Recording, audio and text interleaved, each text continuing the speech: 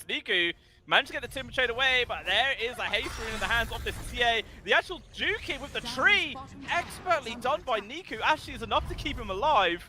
And now the counterplay coming out here from Na'Vi Jr. They're going to try and bring down Sneko by the looks as Rief is successfully out. That was just insanely well played there, coming out from Niku, man, with the Iron Branch. The small plays like that, a 50 gold item, dropping a tree, it actually ends up keeping you alive. Really incredible.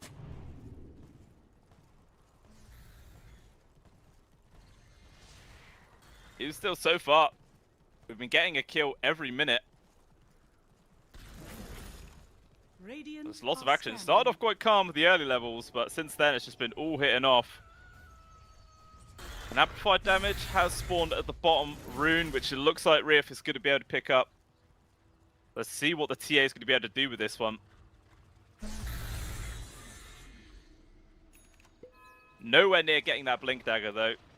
Chose to actually go for an extremely early Chrysalis instead. Wanted to get that crit on board.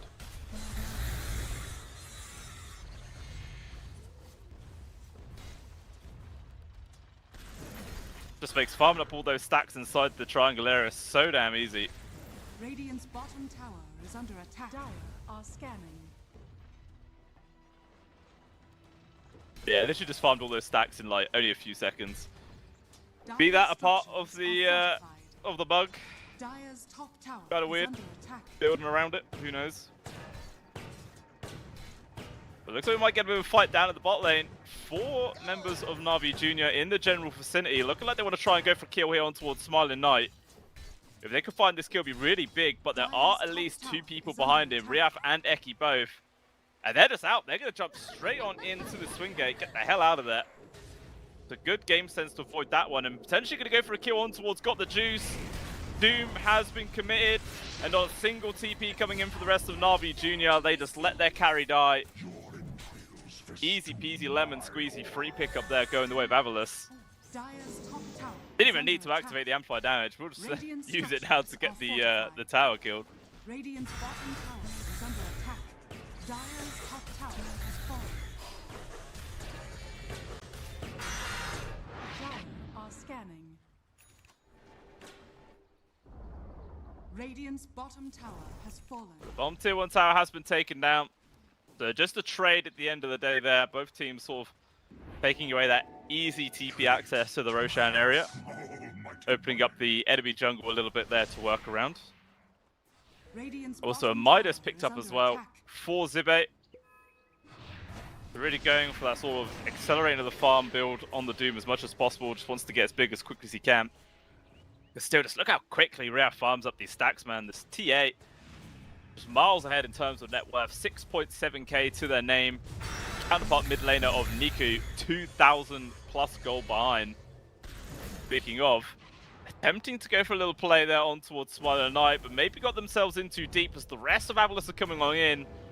Riddy's been separated, the Abba trying to TP out, not going to work, he will die. Meanwhile, off to the side, Sneko trying to get this grab on towards Daze as well, stolen the cogs. Trying to run away, will be able to get himself out of danger for now, but the question is, do Avalis continue the chase? Daze successfully TPs out, he's A-OK, and everybody else is able to walk it off. So after all that, it's actually only the POS 5 Abba to die, and Na'Vi Jr. forced everyone from Avalis to TP back and respond to that one, so very nicely done for themselves.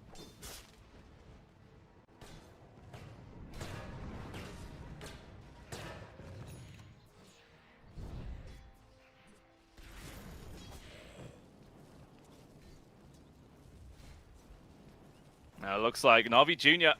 are going to attempt a smoke of their own right now. We'll see which way they go. PMA freshly picked up Blink Dagger, ready and waiting, so this could potentially catch somebody by surprise. At the same time, Got the Juice just completed up the Battle Fury as well, so the PA really going to start accelerating their farming speed now. Radiant are scanning. They're going to find the jump on towards Eki. Actually dropped the arena for that one. Batrider gone in a second. That's just to support. We'll see if they're going to try and link for this fight. Cause it looks like Riaf and Sneko hanging around nearby, but not going to fully jump in for anything.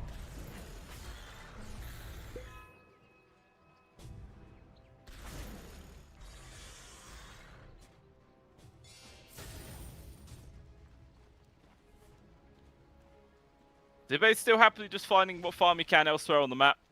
Trying to push himself up forward more on that net worth chart. Still in 3rd place, but you know, as the Doom, with a hand of Midas and 3 points into Devour, you want to be a little bit further ahead than that. We'll actually just force PMA away. Trying to do what he can. Meanwhile in the mid. Fight going down, and Daze actually getting caught out of position there. Riaf finding another kill. TA currently 4-0 right now, just really doing whatever the hell they want.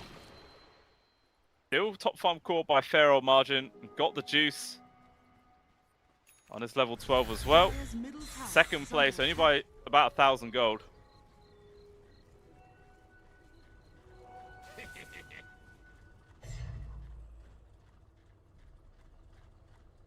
And Riddies. Looks like he's just run into quite a few members there of Avalus, but it is a pos 5 ABBA. Takes a lot of time to try and find the kill. They're not really interested in it. They're trying to hunt for Niku instead. Goes to the TP. Whoa, will get spotted at the very last second, but he's out of there, no problem. Out of danger. Nothing to worry about. Blink Dagger now online for Zibe as well, so potentially we could see Avalus look for a maneuver very, very soon with that easy form of initiation on the Doom. Question is, who is the primary target here? Is it just going to be the P8? Stop her from jumping around left, right, and center in these team fights being a real pain. Maybe you could argue for the Timbersaw as well, but I feel like the PA every time is going to be the primary target. As they're pinging this out, TP's coming in from Avalus. They want to take this fight. We'll see Bait blinks in, but without the information, doesn't actually land on towards Got the Juice instead. Gonna try and go on towards Riddies, attempts to TP out, but Smiling Knight is there with the cancel, no problem. The Na'Vi still thinking about re-engaging, another shield gets him out of there. He is fine, but Snowco comes with the backstab. It's a fantastic hook shot forwards. Riap is in as well, doing so much damage to the cause. Doom as well on towards Nikus. The Timbersaw completely negated. And it's a big old win there for Avalus. They take down 3. All they lose for is their support Batrider. They are happy with that one. And now, starting to see the largest net worth advantage being built up this game. 4,000 gold here for Avalus. Radiant's top tower is under attack. Let's see what they can do and run away with this one, perhaps. Like I was saying earlier on, they do have the carry Wind Ranger, and it's a kind of hero you have to have a really strong lead with, otherwise it just feels kind of pants, in all honesty. But so far, so good. Definitely a lot of space being made from mid lane of the TA. Like, Riaf doing a fantastic job right now. Got Dragonlance, Blink, Chrysalis. Don't know if going for a Desolator next or straight into a Daedalus, perhaps. They've got a lot of items queued up, actually. They've got an Axe Shard queued, they've got BKB, and they have an MKB. Obviously, MKB just makes perfect sense versus the PA in general. That may be what they, what item he will prioritize.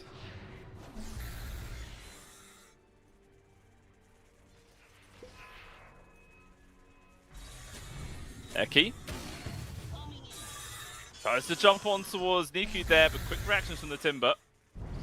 He is fine. They were just trying to scout ahead for his team. Wants to find a free grab onto anybody. So far it's just Riddies at the front. Not the best target to jump on. They will let him go. Actually will commit though on towards PMA. Samar's TP'd into this one. They're poking on towards Seneko. The Clockwork is dead. And Avalus, they just dispersed so early on, but Seneko maybe didn't quite get the message and just stuck around on his own. A little bit of a whoopsie-daisy coming out there from the side of Avalus, but I mean, all they lose for it is just their position 5 for the Clockwork. Not exactly super punishing. And it's still free money for the P8 at the end of the day, who is now top farm court.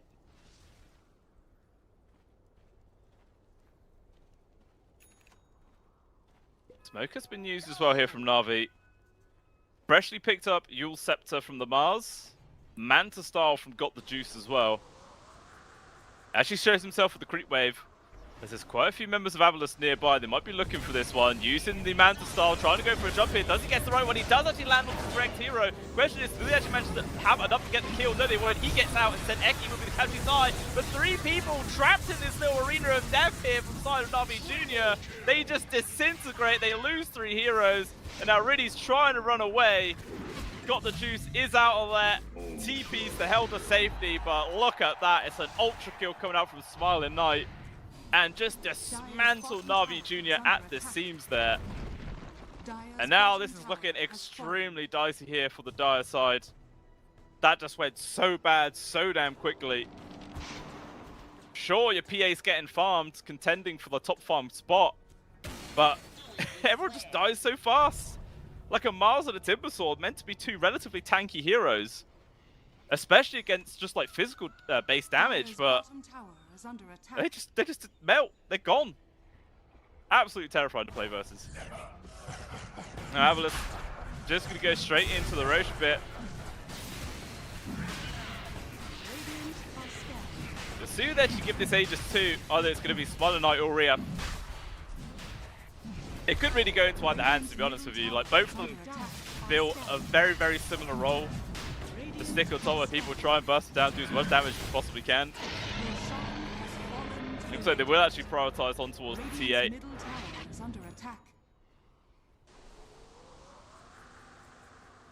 Now this is one of those agencies as well where you do not have to hang around and just try and find farm. This is 100% opportunity where Avalus can just go, make a play, try and find some fights and some kills.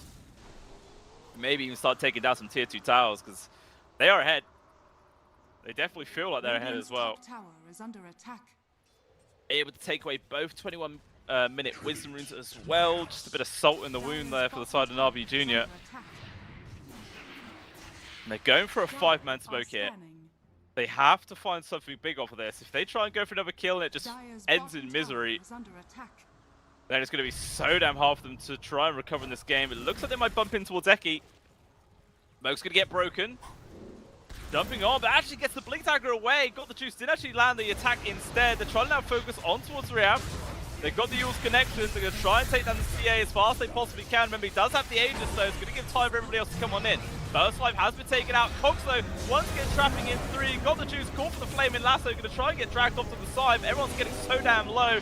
Niku has to just TP out of there. Doesn't have what it takes to stay in this fight. Still got the juice. Has been trying to kill Eki this entire time, but he can't even do that. And it's a disastrous fight again from Navi Jr. Once more losing 3, this time one of them being their carry to boot. Literally, that entire time got the juice. Was just trying to kill Eki. Hunting down this Batrider relentlessly, but just could not kill him at all. Just juked him so damn hard, broke his ankles continuously. And now, a massive gold lead. 12,000 here, 22 minutes in. They don't have the safety of the Aegis anymore, but I don't think they even really care about that one.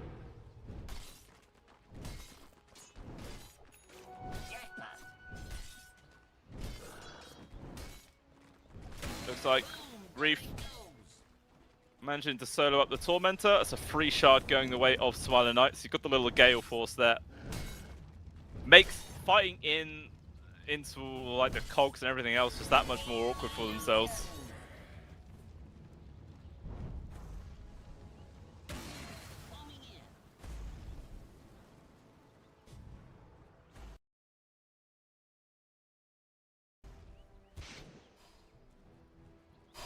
And Niku, this mid lane Timbersaw has unfortunately just not really had that much impact in this game. Managed to find a couple of kills early on, but it's just completely fallen off. Look at his net worth. He's only just about to hit 9,000 gold. Only 1.5k ahead of the enemy position 5. But I mean, Sadeko is actually extremely rich, to be fair, all things considered. That's just really a bit lackluster. Speaking of Sadeko, he's actually found PMA, getting so damn low on this Mars. Actually nearly getting the solo kill just for himself. That'd have been completely humiliating there for the side of Navi Jr. if he managed to get that one, but even still, Smiling Knight comes in, secures the kill. Meanwhile, the rest of the squad with this 3-man smoke actually breaks from the Rubik, but they don't care. They jump right past them. Found got the juice. PA gone once more.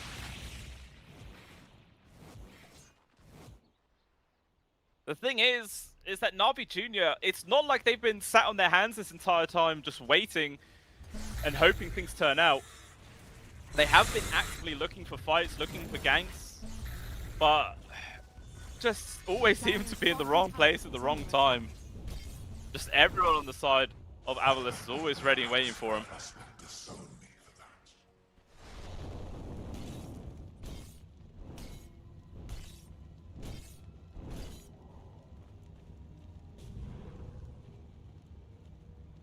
Still, Doom available here for Avalis, but you can see they're not really too worried about forcing the point here in this game. But they're quite happy to stick with the status quo right now and just continue to farm up, find a pick off every now and then.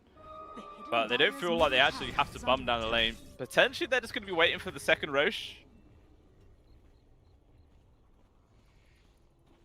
Now I kind of positioned in the dire triangle right now, see if they can find a kill. And literally the entirety of Na'Vi Jr. on the opposite side. Nobody nearby here.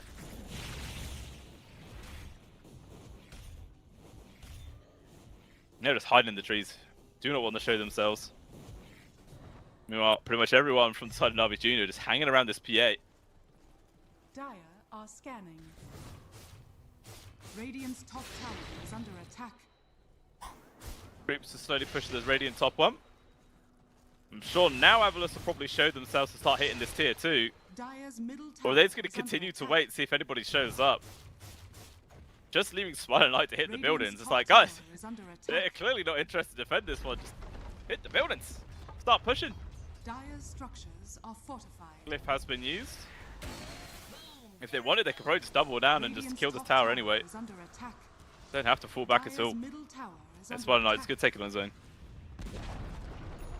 Radiant's top tower has fallen. And it's off. Now looks like Avalis going to go for the bomb tier 2. You're going to see on just how well all of these wards are positioned. They've got all the information to work with, and they're going to execute it straight away. They've got the jump on towards Niku. Timbersaw dead for 50 seconds right now. Perfectly done there coming out from Avalis. Now tier 3 mid being sieged, bottom tier 2 also going down. They're going to start facing a war on 2 fronts. Both lanes are going to get pushed in momentarily. Let's see what Na'Vi Jr. could do to try and defend this one. Gale Force stolen. Not going to do too much, but Glyph will be expended. And will actually be in time to kill both creep waves. Dire's middle tower is under attack. And still, tier 3 gone. Bait, just jumping in. Keeping Daze scared. Dire's middle barracks are under attack. So just refitting the buildings right now. Meanwhile, got the juice. Not really interested in coming back whatsoever. Snake goes TP back. He's going to try and find this PA. Really are going to hunt after him. Drops the high ground wars with the Ghost Scepter. Just completely negating everything that got the juice wants to do. With the big Ibby, they're going to turn on towards Simba. They got one crit. He needs another one. Does get it. Eventually, Simba will fall. But the Doom was there. Tries to TP out. But the hook shot comes in from Seneko to deny the retreat. And eventually got the juice. Will just die. PMA attempting a TP out himself. But will actually succeed with this one. So it's a trade of 1 for 1, but it's a carry just for an offlaner, not the trade that Na'Vi Jr. wanted. Now with only 30 seconds before Roshan could potentially be respawning, I imagine Avalis is just going to wait for that. Get the second Aegis. Probably into the hands of Rief again. And then just rinse repeat.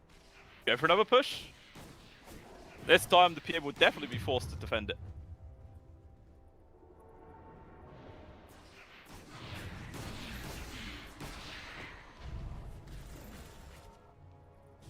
Gonna have BKB. About 1100 gold as well. Meanwhile, jump on towards Riddies. Has to use the ult pretty early on. And as he's right click's doing so much work, trying to get himself away, but the hook shot denies the retreat. Rief actually getting the credit for that one, and now Niku trying to stand his ground here with this freshly completed axe. He's extremely tanky. But Rief maybe he's gonna go down instead. They do actually manage to find the kill. The axe, such a huge pickup. Tons of gold as well that Niku just secured for that one. And there is a glimmer of hope here for the side of Navi Jr. Obviously, this could have been completely different if Smiling Knight was actually here, but he was off elsewhere doing the same thing. I've actually just noticed as well that Smiling Knight has picked up 2 Chrysalis. Literally. He's just going all in for this crit.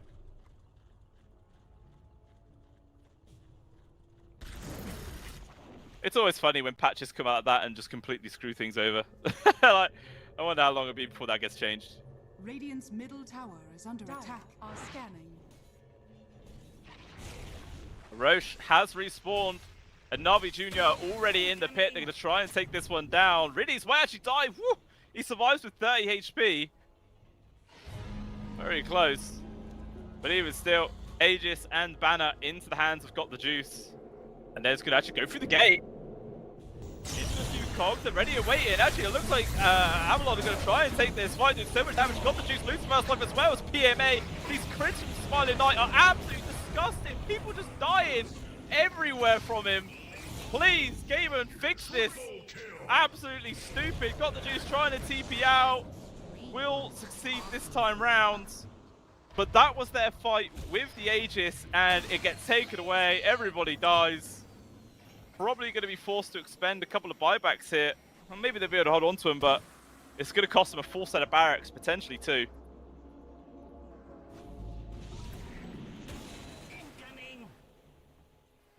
Yeah, that is disgusting.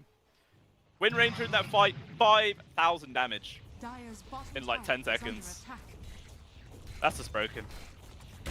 But with this stupid crit BS going on, I can definitely see why Wind Ranger is actually a viable hero.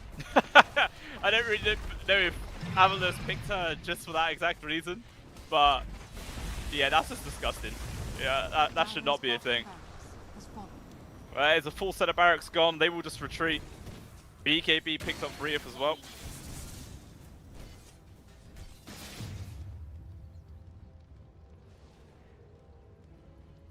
Smiling Knight as well, getting pretty damn close to having a Aghanim Scepter completed.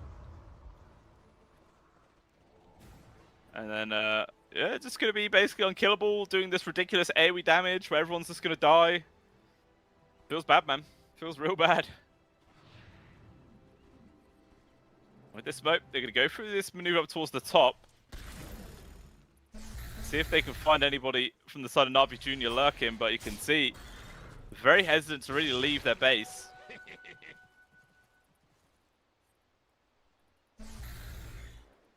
And Avalus just like completely split across the map right now. Maybe want just to hit that next item time before making a play. Like I said, Smiling Knight basically has his completed now.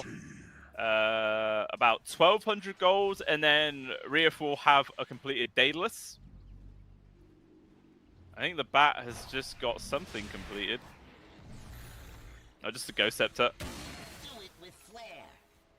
Zibe's not really close to anything anytime soon, but there is an MKB now picked up for Got the Juice, so an extra source of damage output here for Navi Jr. And it looks like they're going to try and make something happen with this smoke. They see Pro, they're going to try and go for this one. Do they have the burst damage? They do! They've got rid of the TA, it's a massive stop. In comes Smiling Knight. Let's see what this Wind Ranger can do right now with the AoE damage raining on in. Still, it looks like Niku's the one getting focused up there. Doom on top of him, he will fall. They're going to continue this fight right now. Smiling Knight, telekinesis. Stun on towards the two heroes. BMA jumps in, just quickly deletes them right now. Zibe puts himself in a very aggressive position, but he just gets bullied out instead. And this fight ends up being a pretty big victory here for the side of Navi Jr. They take out 3 heroes. All they lose is their mid lane Timbersaw. They are extremely happy with that, and that just shows how quickly this TA can die. Like, Riaf had no opportunity to pop the BKB there. Immediately disabled, Arena, speared, couple of crits on the PA, and they're just dead. Wiped in a second.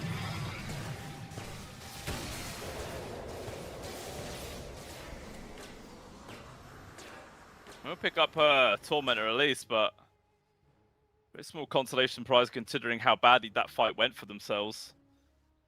PMA does have a little restart here. Hopefully it's going to be quite a short one. But, I mean, I feel like this this crit stuff is really stupid because I just looked at what Smiling Knight has queued.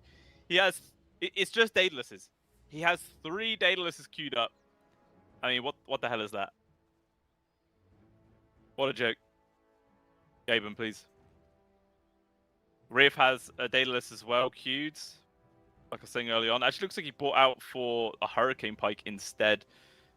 Just wanted to get that online, so a little bit further away before upgrading his own. Got the juice, actually going for a basher next. I wouldn't be at all surprised, all things considered, if Got the Juice also decided to go for a Chrysalis or a Daedalus, something like that. Because it's like, why the hell not? It seems pretty busted, in all honesty. Why not abuse?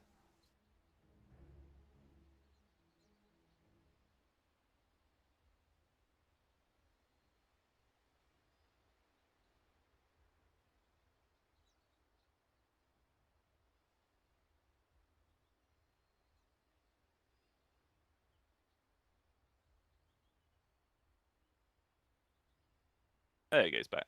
I was getting worried then, but I was thinking because we had a few PC issues at the start of this game, which we were very slightly delayed. But that was actually on the side of Avalus, so no, all is good. All is good. They're saying go. Avalus though having a little toilet break, I imagine. Got to take advantage of these pauses while you have them. You're like, you know, why not? Oof. Super sad thing for the for Zibe on the Doom. He's died with 2 Hand of Midas charges available. That's rough. Oh, snap.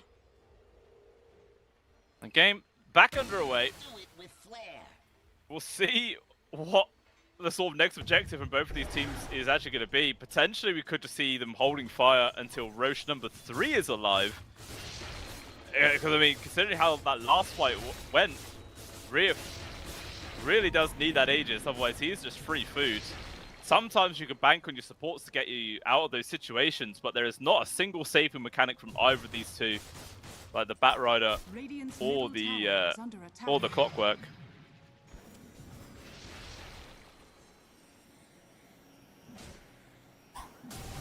Maybe once upon a time where like the old Batrider Ags or Shard, come which one it was, where you could target your teammates to drag them out. Maybe that would have been a potential strategy, but no, not gonna happen.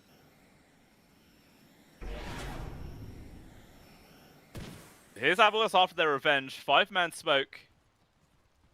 They're going to invade through the triangle area, but just look where everyone from Na'Vi Jr. are. They are turtling up on their Hyken right now. They even draw on the map exactly where the entirety of Avalus is. Dire's courier has been killed.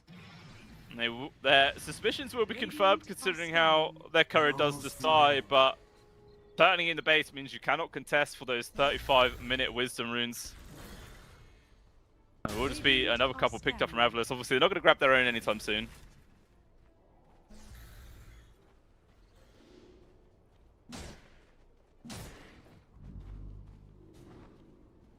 Na'Vi Jr. actually moving outside their base, pushing up towards this top. Eki puts down a ward. We'll see Niku farming up as well as Got the Juice was hitting the creeps as well, so he knows exactly where the majority of Na'Vi Jr. are. PMA as well. Not quite going to see each other like ships in the night. Everyone's TP'd over here. Niku actually shows himself there underneath all those rockets. He's trying to run himself away. It looks like everyone from Na'Vi Jr. will be able to get themselves out of there.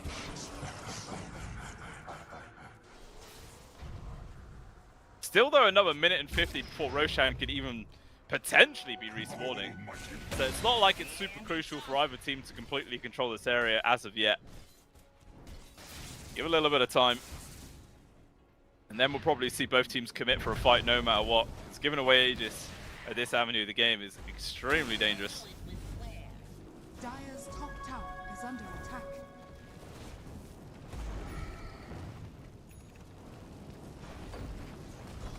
Lincoln Sphere picked up, got the juice as well. Really solid actually. Perfect versus both the Doom and the Batrider. As there's not really many targeting abilities on the side of Avalus to just really get rid of this. Well, I guess you can hopefully use like a 4-staff or I guess the shackle shot. Apart from that, that's literally all they have. It's just then their ultimate. So yeah, this Linken's pickup is actually super solid this game. I'm loving it. Dire's middle barracks are under attack. Cypher Vice picked up though there from Zibe. So another thing to be blocked by the Linkens, but also another thing to get rid of it.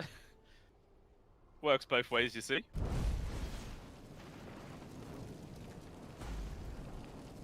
And now only 20 seconds till Roshan could be up. This is where we'll probably start to see both teams migrate over towards that top side of the map area and try and fortify it. It is extremely important not to let that one slip away. Do it with flair. See just how quick it's actually going to be. Wow, that is very fast. 4 seconds. And it's going to be respawning. You can already see that Rief is heading that direction. And he's going to be able to scout this one out straight away. They get spied out from the Watcher, but that's fine. Gives the information there with the side of Na'Vi Jr.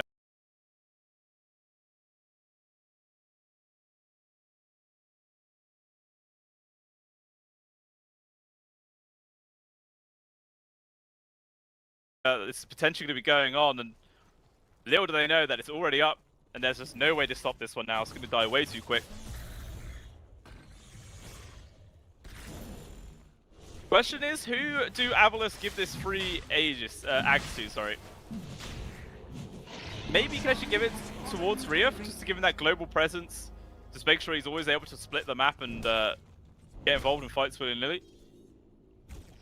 Yeah, they do hand it over towards him. It's a good shout. As well as the Aegis, obviously. And now this is the time where they're going to go. Got all their elements available. Everything's online. They got Aegis. Rief could also buy out his Daedalus as well if he so wished, but then obviously he won't have enough for a buyback afterwards, so... You want to see if he wants to risk it. I mean, if there was ever a time to do it, then it would be when you have an Aegis, so... I could definitely see him going for it, why not? Rock it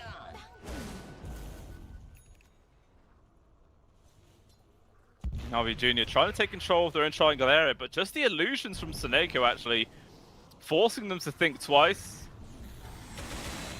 It is just getting a lot of information right now. God Juice actually jumps in to get rid of it. But in comes the real squad. They managed to just get rid of the observe ward for free, and everyone from Na'Vi Jr. has to just run back to the base. Literally no way they can stand their ground there. They have to just defend the base, camp up here for as long as possible.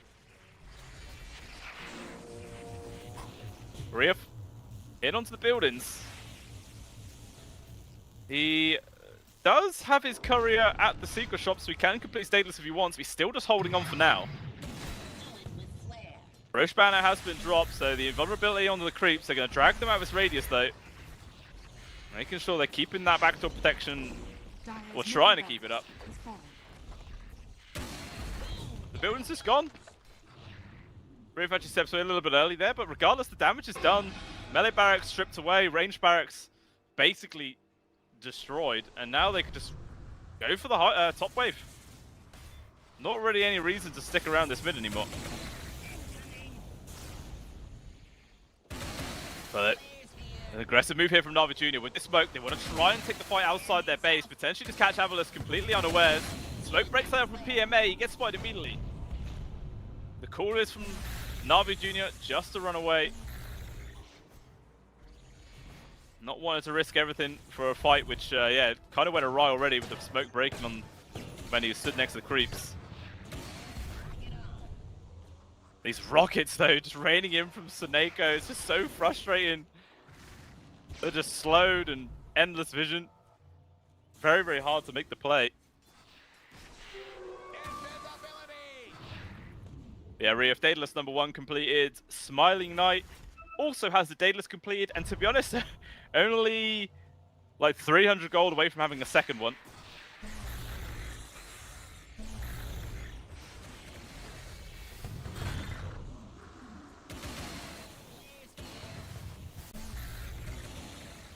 And this whirlwind on the focus fire is just so devastating with all these crits.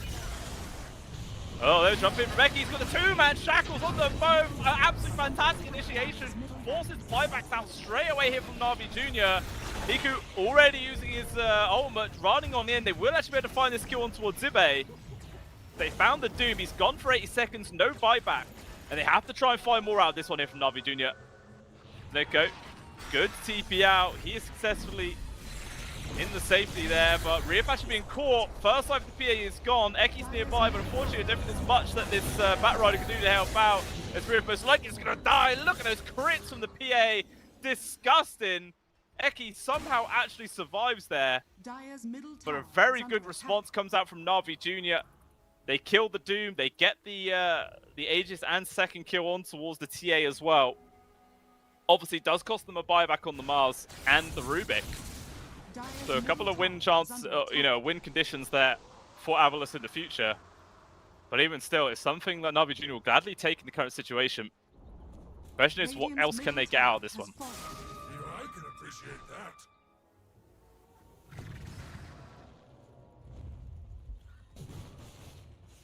Maybe thinking about pushing tier 2, but instead, they're very, very scared considering how the TA is gone. There's no Doom, but they just don't want to hit their buildings. Guys, you've got to hit buildings to win the game.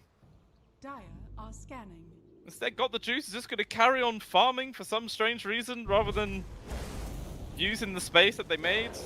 Radiant's middle tower is under I don't know, that's odd.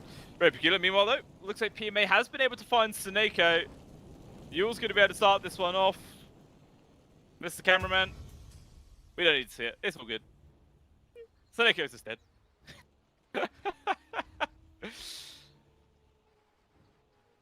Obviously, clock gone for 70 seconds. Not exactly as impactful as the TA, but still, it's just more space here for Na'Vi Jr. to work with. Time to run them down. Got the Juice. Still trying to save up for the bash. I mean, he actually has enough to buy it out and still have enough to buy back. Maybe he's just considering going straight in for the Abyssal. Or maybe even just considering going for the Daedalus as well. But to be honest with you, it's not actually working out too well so far for the side of Avalos. Like, 100% Smiling Knight should have had an MKB a long time ago. I really don't understand why he hasn't. Like, it makes no sense when you're against the PA for crying out loud. Like, sure, I understand why you're going for these Daedaluses. It's broken right now. But an MKB, it's still an MKB versus an invasion-based hero. I know, a little bit of a questionable choice there. Considering potentially jumping on towards Riddies, but a little bit too risky just to try and go in for a position 5 Ava. Looks like Na'Vi Jr. there, they want to take this fight. They're getting a good wraparound here. Potentially they could be getting a backstab on towards Avalos, and they're going to be ready for this All-Pro. If they can kill the TA, it'd be massive. Niku's in. He's able to retreat. Daze actually jumps in aggressively himself. They're going to commit the Doom. That is most likely a dead Rubik. And he fought back in the last fight, so 90 seconds without him. They forced the ultimate as well out on towards Riddies. And then it continues to chase right now. Niku has been stuck. There's going to be the Cypher Vice controlling him up. In comes the arena for PMA as well as the TA jumping in. Riv is just dead again. They couldn't do anything at all. They're trying to get the train. They're just going to truck all their buyback here from Avalos. They want this fight, but Smiling Knight, he's trying to survive. He's doing so much damage, takes nearly everybody out. And there will be everyone dead from both sides. All the buybacks raining on through here. And Avalos putting themselves now in a 5 versus 3 situation. They want to try and end this game now.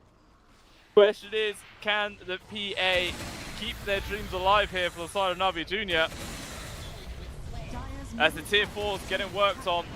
Eki poking the prod on towards Niku. Go Scepter's there, just to avoid the right clicks of Riv. They got the hook shot onto the sidelines. They found the PA. They're going to try and do what they can. Really slow with the save, keep this carry alive. But Niku, how does throw his body in? Trying to keep himself going, but the Timber Chain, he actually misses on the tree. It cost him his life, and now it's Got the Juice versus the world. He's going to try and do what he can. Maybe he can get lucky and like get a triple crit or something like that and just melt the entire team. But Saneko's found him. They jumped on top of him. It's too much control. And there it is. GG is called, and Avalos eventually takes the game number 1 here. The 3rd series of the day. Radiant It was... I don't really know what was going on that game. For quite a while, it was actually Na'Vi Jr. in the lead. Like, they had a 7,000 gold lead or something like that at one stage, I'm pretty sure. But unfortunately for them, they just let it slip through their fingers. And all of these crits, man, just piling up from Avalos did so much work. Like, I want to see the amount of damage that Smiley Knight actually did at the end of that game. 34,500 damage from Smiley Knight. Not actually as like insane as I was expecting, but even still, that is really ridiculous. Actually, do you want to know the ridiculous thing? The Clockwork actually did 33,000 damage, or 32.5, sorry. Like, he basically did as much damage as everybody else. He did more damage than the PA somehow. What? That completely blows my mind.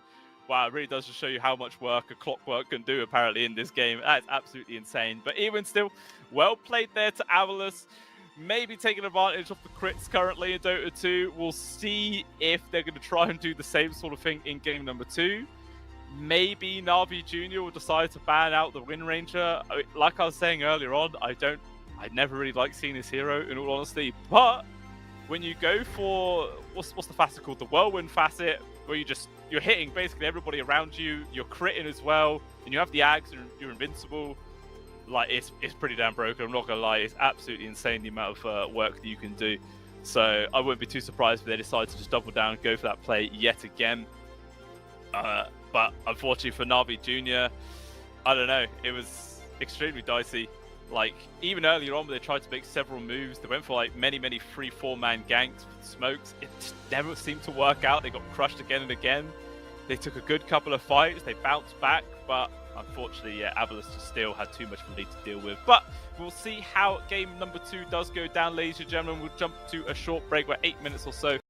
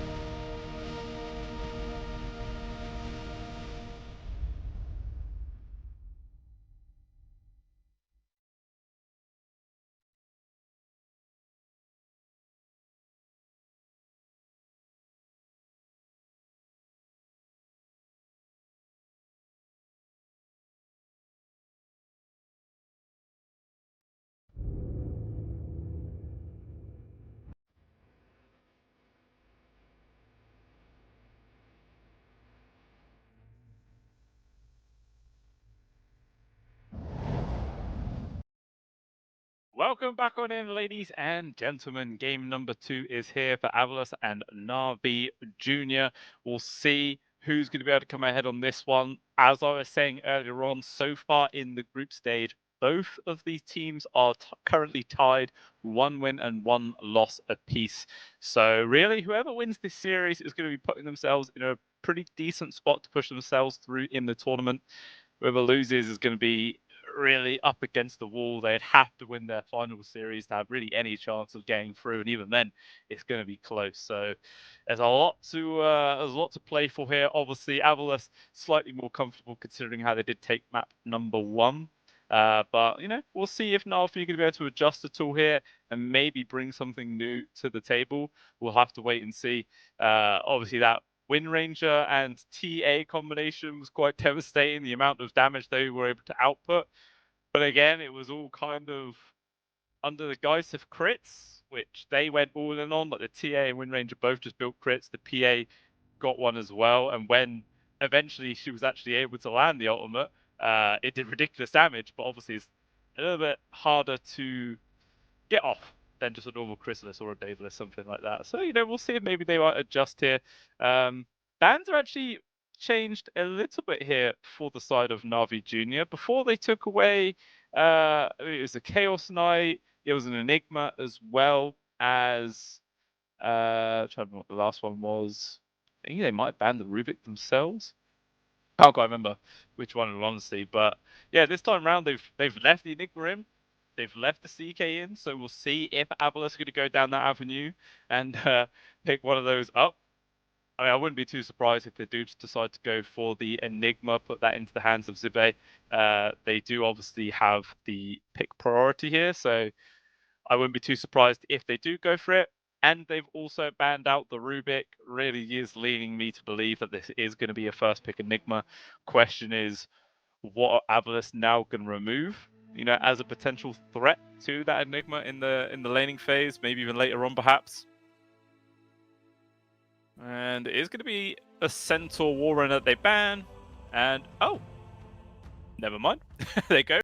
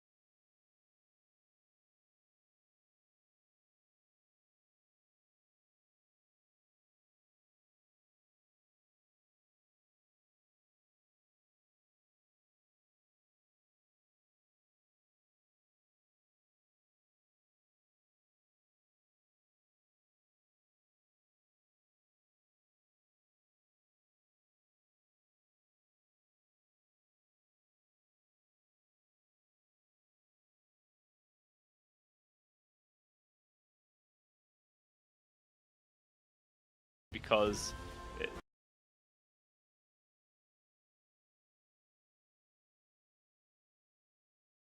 there was Bat Rider and Wind Ranger out.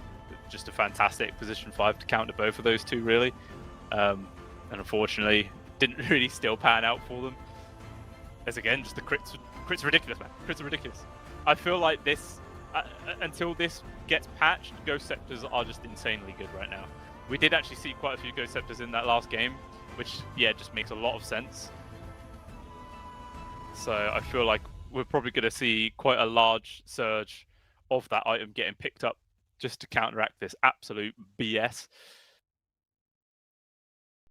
Let's take away the Chaos Knight and the Weaver.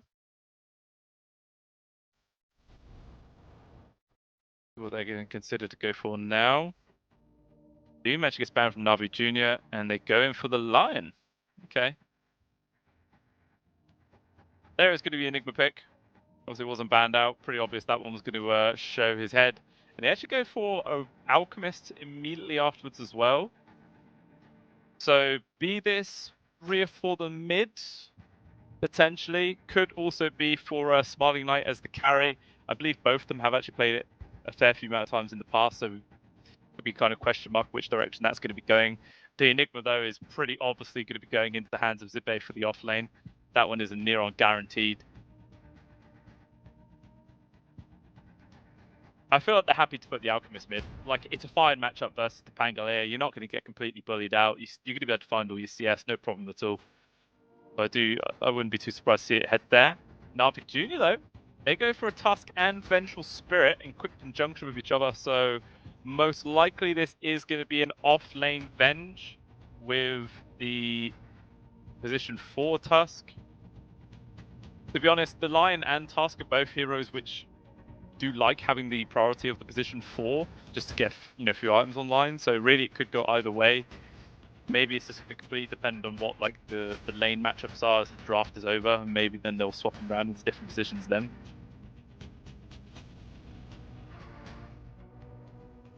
Well, we'll see what Avalis are going to pick up 4th here.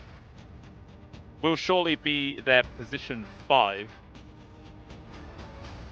And it's someone that you want to be able to lane into a Venge Tusk or Venge Lion. I feel like it's Venge Tusk though.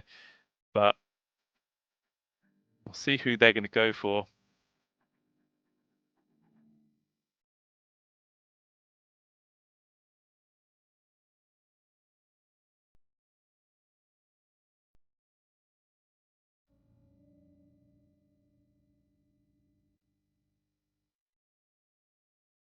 In 20 seconds of reserve time, and they are going to decide to go for the Ember Spirit. That is going to be the mid lane hero in the hands of Rhea. So we are looking at a carry Alchemist.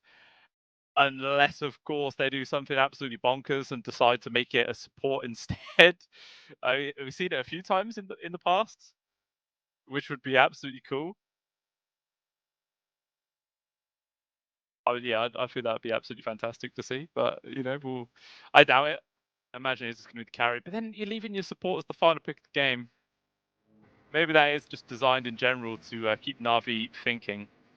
Also banning out the Huskar, because like if you've got an Alchemist or an Ember Spirit mid, you definitely don't want the Huskar there. I mean, the Ember mid is near on guaranteed. Even the Huskar's good versus the Alch in the lane.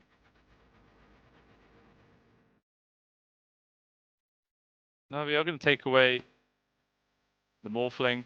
There is actually still the Tinker in the pool. No, we have seen quite a lot of pos 5 Tinker going on. Just do absolutely insane healing in a team fight, which I feel is actually really solid. Like, you've got the safe mechanic of the Shadow Demon Disruption, if anyone gets caught out. And then, you've got the control, Black Hole going on, the damage output, the Alchemist, the Ember Spirit, and then you've just got the Tinker on top, keeping everybody nice and healthy. I feel like that is actually pretty damn sick. All kind of depends if Saneko actually plays the Tinker or not. I'm sure he's probably given it a go a few times.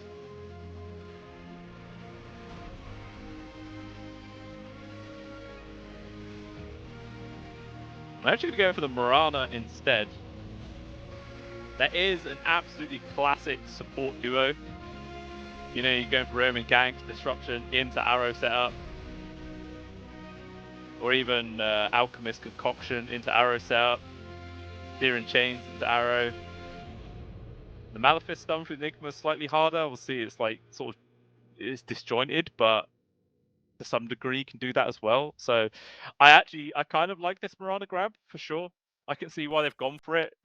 I guess they're just going to be looking for a lot of skirmishing based kills, just look continuously for pickoffs. So the question is, what do Na'Vi Jr. want to grab up in response to this? It's kind of hard. I was thinking maybe, someone that can try and counter that disruption stun combo or whatever grab. Maybe thinking like a Wraith King could potentially be on the cards. Life Stealer, but you don't lane too great versus an Enigma to some degree. They're just going to go for a DK. Just tank up through it all. Survive all the burst, all the grab, whatever. We'll see how this one works out. Yeah, got the juice. Definitely playing the DK. That is their carry. The Lion is actually in the hands of Riddy, so it is pos 5 Lion, pos 4 Tusk this time round. Well, never mind. It is not going to be the carry Alchemist, guys. I'm completely wrong. Eki is playing the support Alchemist position for Sineko's on the 5 Shadow Demon, and we're actually seeing a carry Mirana coming out here from Smiling Knight. I imagine there's some sort of BS going on with the crits that Smiling Knights could potentially build into. Who knows? I don't know. It's just going to be weird. I know for sure there's Pangolins most likely going to build it. Unless Navi Jr. have some sort of like honor-based thing, they're not going to go too crazy on the crit bug. But, I mean, they picked PA last game. They don't give a shit. They don't care at all. They're going to do it. Yeah, this is interesting. There's PMA obviously on the position 3 Venge. Nothing too surprising there. Yeah, this is crazy. Oh, imagine if Riddy somehow goes for like crit as well, because when you get the fist of death, whatever it is, yeah, the punch, you just punch somebody with a crit with that and blow them up. That'd be absolutely hilarious. I don't think that's going to happen, guys. It'd be absolutely stupid if that does, but it'd be funny. It would be extremely funny. But even still, looking at these lineups, I feel like I'm just going to be naturally leaning towards Avalis here again. Well, not again, because I was actually favoring Navi Jr. in the previous game. I was wrong, like I said, I'm wrong quite a lot, guys. But yeah, I feel like Avalis, this feels quite solid. Very interested to see how this position for Alchemist actually does pan out. But 100% Riaf's going to be getting a few crits on the Ember Spirit. It used to be like super old strategy or an Ember Spirit where you just like buy multiple Daedalus, or even to, like depending on the matchups, you just buy multiple Battle Furies just for like insane AoE. But it's been a long time since that's been a thing. But 100%, I feel like we're going to see multiple Daedalus coming out here from Riaf. We'll see how many Smiling Knight's going to get on the Mirana as we will jump on into the game. I think we can pretend that never happened. Oh, yeah, for people who don't know, some people asking what the bug is. I believe it's like crits.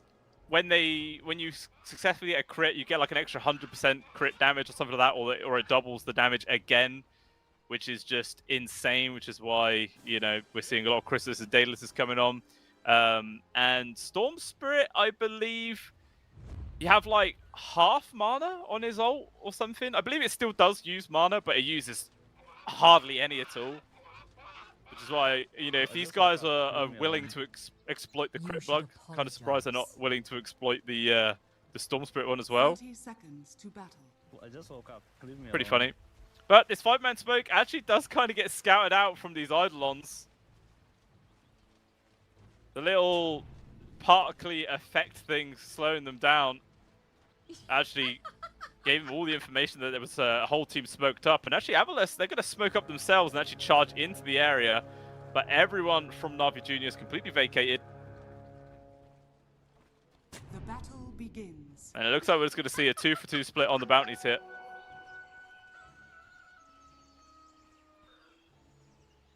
Not at all what happened in game number 1. We did actually see quite a large fight happen for that bounty. Obviously, no one died.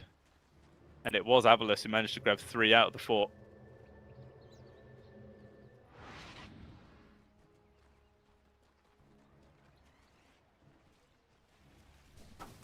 But Eki and Sineko both are actually heading down to this bot lane, wondering if Avalis might try and go for some sort of first blood play. Actually, no, never mind. Sineko is TPing out. Potentially, they could have been going for that kind of route. Not gonna happen. We'll see how this mid lane does go down. I feel like it's just going to be relatively even between the two of them. Just going to be happily trading farm away. Maybe you could see some outplays come on, because obviously it's very easy for them to harass each other. You got the double jumps, shield crash going on. Actually, it was Nico didn't double jump them. That was weird. Just a single jump.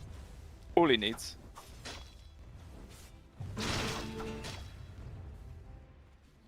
Yeah, I feel like this mid lane is going to be a dead on even trade. So far, even on the CS, 6-0 for 6-0. Nico still has one more to go, but we'll see what happens there. Courier did die at the bot lane, and actually looks like Riddy's actually gets taken out there from all the Eidolons just whacking into him. A fantastic start there for Zibe. Already a pretty simple lane for himself in all honesty. Now just got a hell of a lot easier.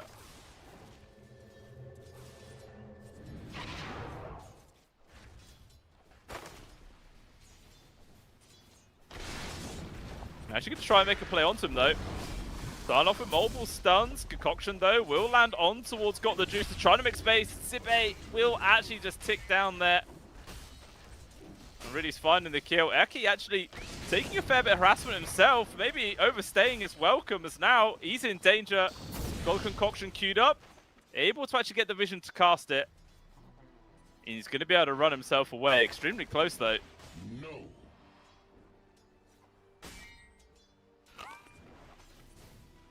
But yeah, getting that kill on towards Zibe is extremely important to make a bit of space there for Got the Juice. But at the same time, now Zibe is just back into this lane, full HP, full mana. It's not going to be fun to play against. Mr. Observer, if you could provide both sides of vision, please. The fog only for the Radiant is actually very confusing here. I don't know if the Observer can hear me. I hope you can. Both teams' vision, please. Luckily, I'm sort of like watching the game as well, so at least I can see both sides, so I can give you guys all the information. But granted, it could be very awkward to watch the game, only seeing it through the perspective of Na'Vi Jr. here. Fortunately enough, because it's laning phase, you can still see every single hero, but it's not really the best way to watch it. I'm not gonna lie. There's still nothing I can do, so I'll just try and gloss over here. But yeah, this mid lane, Niku actually ahead ever so slightly, 21 and 2. Niku, or Rief, sorry, on 17 on 0, so it is a slight advantage right now for the Pangolier. Let's see if that starts changing as the levels start piling on, but it's actually Rief constantly at low HP. Yeah, very hard to play against. Concoction, not going to land. Eki just going to blow himself up there.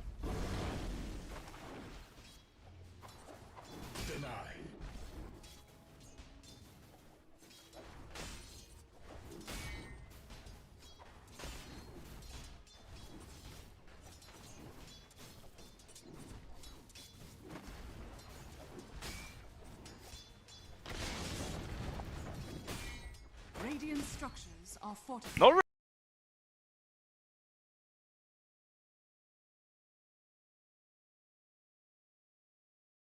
really see much action going from this top lane as of yet. Very calm between the two of them.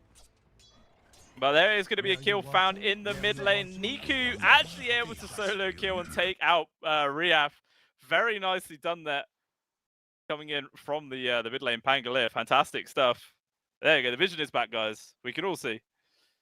But yeah, absolutely fantastic. I was saying this lane is probably going to be like an even trade, but not when Niku could just outplay like that. Easy peasy. And now he is level 6, 33 for 6 on the CS. Meanwhile, Riaf, sorry, only level 4 and 90 and 0 right now. It really is going to suffer, especially if Niku could continue this kind of aggression. Wouldn't be surprised if he just goes for Roll and Thunder soon. Maybe look for a kill. Down bottom there, Eki. Playing quite aggressively underneath the tower. Will get the concoction off. TP also actually gets completed from Daze with that tag team. Sets up for a kill. They are able to pick that one up. Obviously, that does mean that PMA is alone at the top, but with the creeps close to his tier 1 tower, it's not like he's going to suffer too much here. Could still be fine. In the mid lane though, rotation coming in. Daze trying to keep this aggression going. Eki comes in to refill up the bottle, but the run in front from Niku doesn't really have much HP to try and continue this one. Actually forced the concoction to blow up on towards the Auk. Neko also now TPing in. Niku's still lingering nearby. Has to now retreat, but the support's probably not going to be so lucky as Daze will get caught there from the poison. But not again caught out. So out of that, just the Lion who goes down. So far, doesn't really seem to upset the scores. Still a solid 1k gold lead for Na'Vi Jr. As all three of their cores actually atop of the CS right now. Kind of surprised that Got the Juice is having this good of a time when he's up against a an Enigma. But I guess this support Alchemist just can't really We'll take make as much space as they would like. With 3 handsome girls.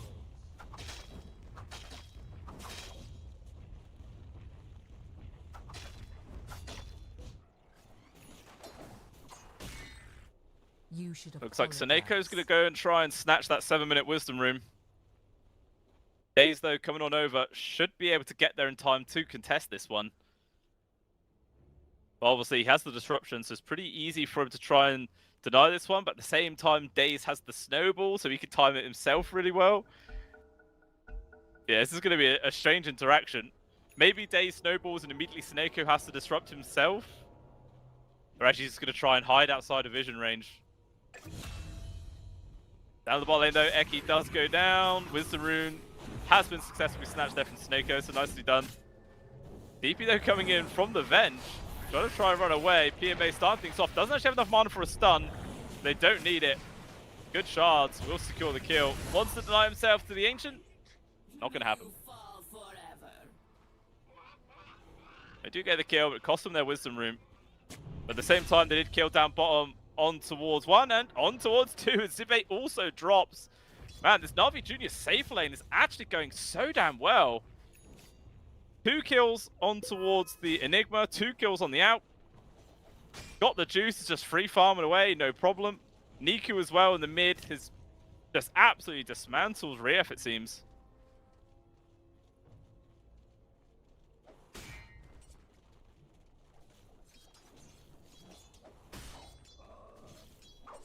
So they're going to make a move on the mid lane. 3 heroes coming the way. Seneko is able to dodge it there with disruption, but unfortunately, doesn't really make much difference as he's still going to die.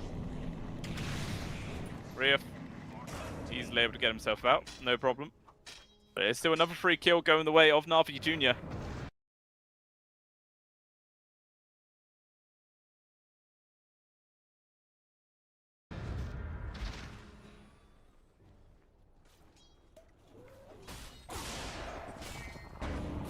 Down bottom though, they're going to try and make this move on towards Got the Juice. It's a tanky old boy, but he's trying to run himself out of there. He's managed to get himself outside the spray. Looks like he will survive. Here comes the counterplay though. But still, Smiling Eye actually getting involved, but the swap actually gets him to safety perfectly timed. Eki's going to try and finish him off, but look how everyone from Na'Vi Jr. just putting everything they can to save their carry. Here comes Rief though. Can he at least get a counter kill on towards Redis? He will be able to bring him down. While Sneaku is still trying to find this kill on towards Zibe. Gonna drop the black hole for this one. Seneko's also nearby, but unfortunately it doesn't really change the outcomes. They will still lose Zibe. Seneko as well, with no disruption to change this. He too will fall. It's a triple kill going the way of Niku. And just a massive fight wins it for the side of Na'Vi Jr.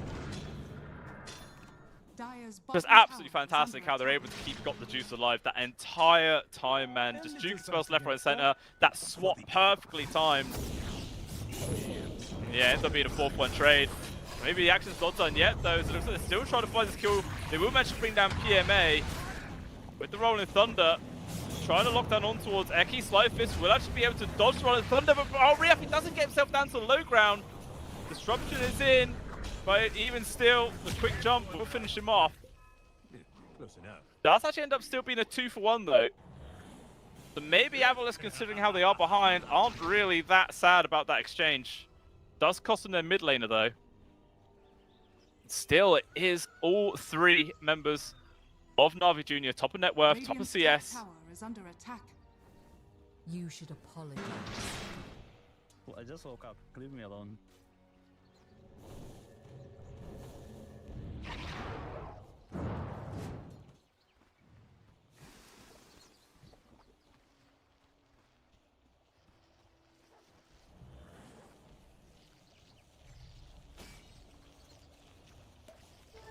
Maybe Avalos. Maybe thinking about going for play once they got the juice, but instead they will decide to run away as Niku just TP's in. And that's just the dead Eki.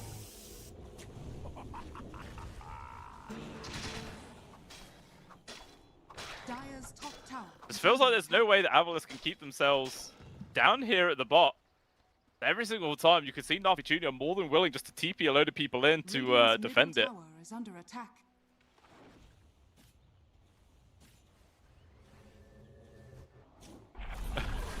I see chat just exploded. They heard something. Is under attack. I didn't hear it.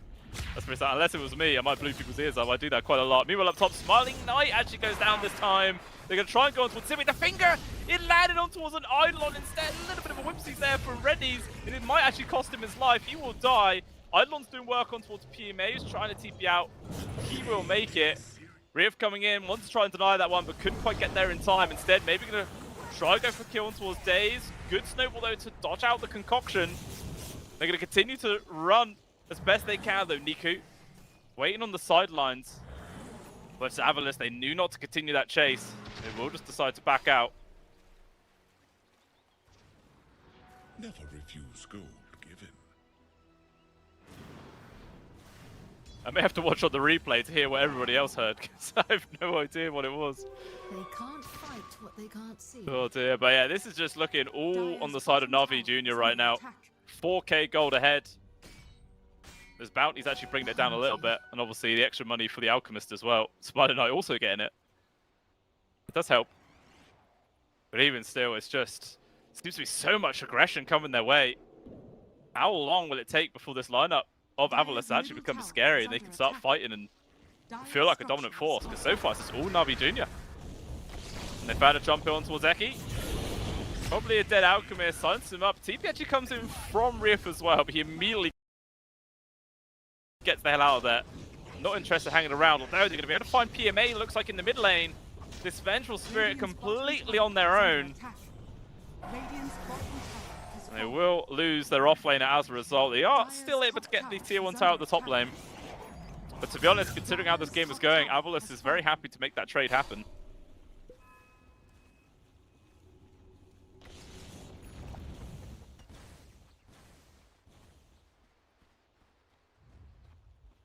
Now a smoke play here from Avalis.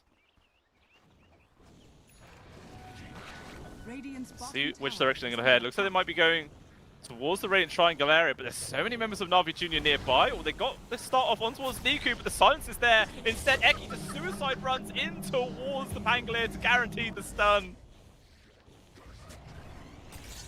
Very nicely done, you know, if you can't throw the damn thing, you just got to run into him and take him out with you. Even still, it's a big, big kill to find. That's the top farm core of the game gone. Reddit going the way of Sineko, unfortunately, but they don't really care. Gonna be able to take down this tier 1 as well. Bit of extra space. Definite signs of life here from Avalis. Sure, it has just looked all Navi Jr. so far in this game, but they are far from out of this.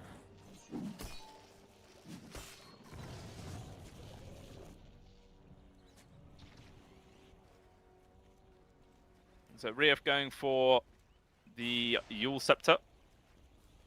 That's their first item. Meanwhile, Smiling Knight going in for the pretty standard Maelstrom. I was wondering if they're going to go in for all the Chrysalis stuff, but they didn't bother. Maybe they had a little gentleman's agreement between games or something, saying, right, okay, we won't build crits on either team because it's pretty broken. Because 100%, I feel like Niku would most likely be having a Chrysalis coming out on his second item, if that was, if they hadn't made an agreement or something. The Orchid I can see makes sense either way, but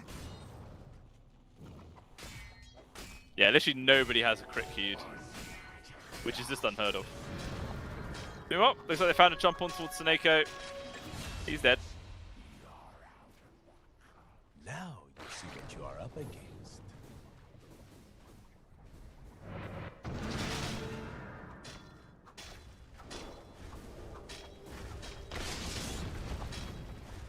Pretty much everyone from Navi Jr. at the top side of this map right now, and it looks like they're pinging out to go and Roche. Got the juice. He wants to get this one down. And this is just not going to be read at all here from Avalis. Like, there's no way you predict this is going to happen. Tag team plus the minus armor from the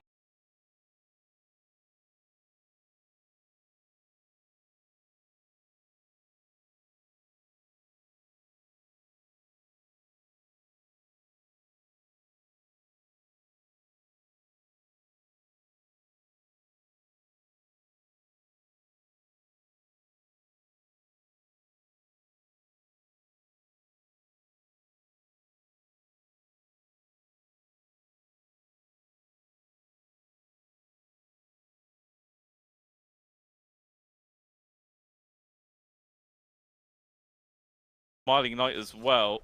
Is that really enough to make them want to get involved, or is that just now the time that they're going to sit back and continue farming? Although they managed to make it for a jump here on towards PMA, the response is going to try and blow up on towards Snake. He's actually pretty tanky here, keeping himself alive. PMA might drop down to the burst damage of the Shadow Demon. He will actually survive just barely. Meanwhile, Rief trying to control up on towards 2. Seneko trying to run away. It's not fast enough. So far, the only casualty of this whole fight is Rief TPing out. It's fine. Eki as well. Not actually TPing on top of the high ground there. They can still see him. And it does end up being another kill going their way. Elsewhere, though, Smiling Knight actually is able to pick up Niku at the same time. I believe that was, yeah, that was Black Hole used for it. And still taking him down is very nice.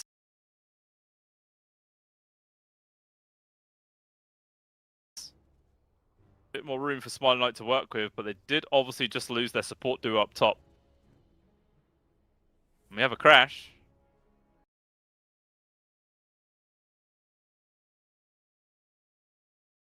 Not sure who's crashed, as no one's actually disconnected yet, but...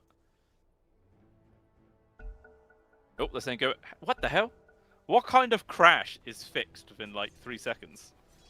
Must just been like a Discord or TeamSpeak one, they just rebooted it.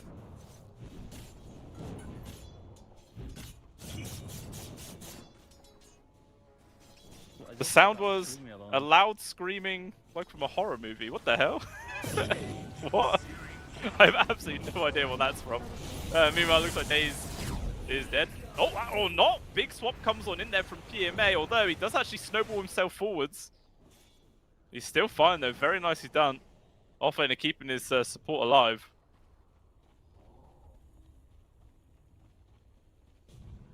Yeah, I have no idea what that screaming would have been. I'm definitely gonna have to rewatch the VOD to hear what that sounded like. But even still, considering how the start of this game went and the general momentum that it felt like was in the hands of Na'Vi Jr., it's only a 1k gold advantage at 18 minutes in. It's kind of expecting them to be steaming ahead a bit more than they are. But it is still the two main cores on the side of Avalos who are at the bottom. Ember Spirit and Mirana both not the best position to be in. Really, yeah, the only reason this net worth difference isn't worse is because they have a support alchemist. Not really super impactful. They are just defending their tier 1 from afar. Not really having to commit anything. It forces everyone from the side of Na'Vi Jr. back. Although Zibe, oh, he was nearly in a dangerous spot there, but he's able to avoid it, no problem.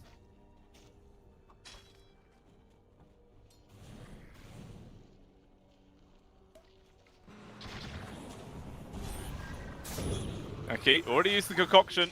Gonna get it chucked on towards PMA. But still, they just do not want to commit. They don't really have any decent vision to just jump up to the high ground. And very good discipline will actually just force them all to disengage. But even still, just look how grouped up Na'Vi Jr. are. Just always trying to play around as this 5-man unit. But Avalos are just split across the map. They're fighting their farm. They're doing what they can. Trying to just get this game as late as possible, it feels. But finally, this tier 1 mid does fall. 19.5 minutes in. I imagine Avalos are probably surprised it lasted this long, to be honest with you. Eki, though, spied out from this observer ward. He's a goner for sure. Oh, TPing. They don't have sight of him yet. Does he manage to get away? He does. You have my thanks. That was so damn close to him getting caught. And still, he does survive. Will mean his op's going to get taken out for sure.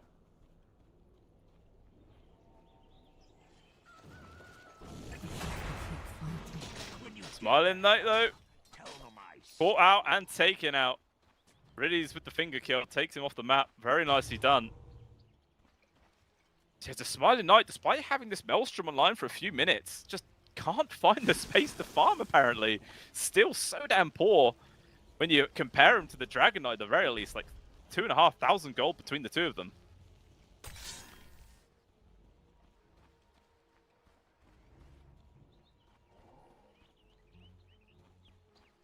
Now starting to see this net worth lead, though, finally grow here for the side of Na'Vi Jr.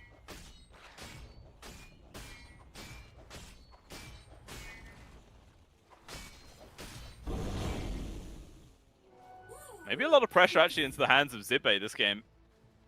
He's only the real core on the side of Avalos, which hasn't fallen miles and miles behind. And he does have his Blink Dagger online, so maybe wants to try and make some plays with that. As a free shard actually given over towards Smiling Knight. Who now with actually that free shard does actually put himself ahead of Zibe, only barely. Yeah, it just feels like they're still a long, long away from actually feeling like they want to take this fight. Or any fight, I should say.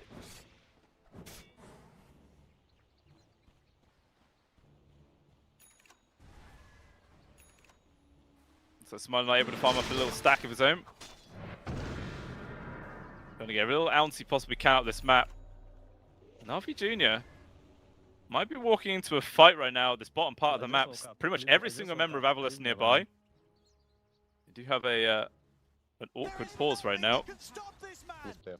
But both teams don't actually have any vision on each other just yet, so nobody knows where they are. Amazing what you'll find laying around. No fights coming their way. Actually, no, never mind. Avalos, they're going to look for one. They're going for this smoke maneuver. They didn't actually smoke up Eki, though, despite the fact that he has the Blink Black Hole initiation. One of the best forms of control that they have on their entire squad. Obviously, it's hard to lead off with that, considering how there is a Venge that can always just swap people to safety. Instead, it looks like they've been able to find, got the juice. He's a tanky boy, though. Can there to keep himself alive. Charge Boys has got the stun. Good 2-man one comes in for Riddy. Smiling Knight's getting low, but even still, he's able to survive. And now Daze getting focused up himself. Riaf able to finish off Riddy's. And Daze trying to run away. Eki with concoction, charging forwards. Just about gets the vision. Long range stun is there, but actually it looks like they're going to try and take this fight here, Navi Jr. Or at least hold back Riaf for as long as possible. As Eki on top of 2, just trying to hold the back for as long as he can right now. Just causing absolute havoc. And it looks like instead, it's PMA who's going to be the casualty as he gets abandoned. Maybe then Navi Jr. probably thinking, why didn't we just sacrifice the Tusk there? Still, Save Your Buddy Syndrome comes to bite him in the ass, and that is the first big win from Avalos in a long time. Taking out 2 cores and a support. Trying to take down this mid tier 2 as well. There's just no way that Navi Jr. can keep this one alive, so still nice turn of events here. Basically brought this game back down to an even standing.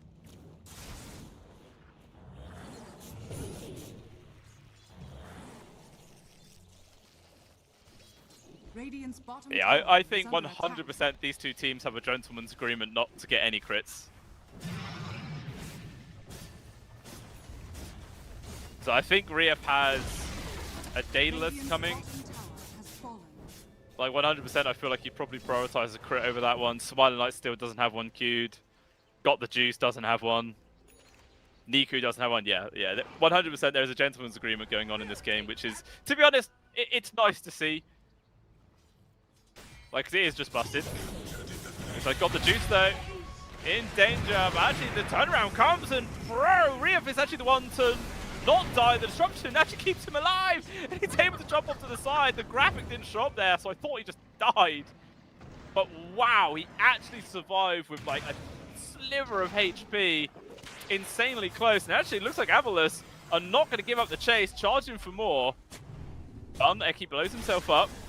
They're going to still go for this fight. He's managed to get a concoction, disruption, keeping him going again as Daze actually chucks himself in pretty damn deep with the snowball, causing a bit of a distraction as Eki chucks that concoction again. It's not really the best target they want to jump on. Swap there from PMA on towards Seneka, but maybe he's put himself into an awkward spot. Zibe still holding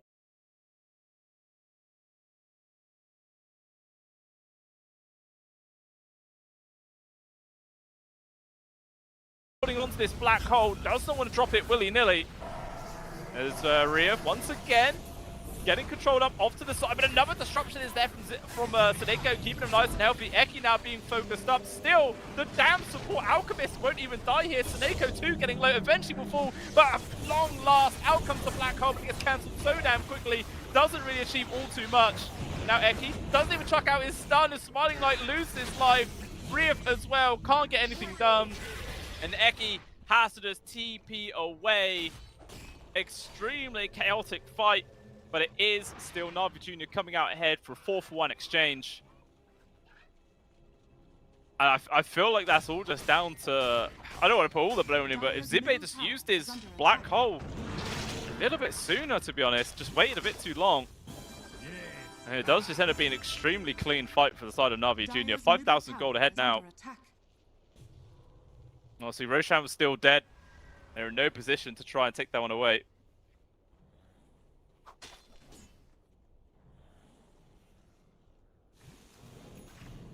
Dire's middle tower is under attack.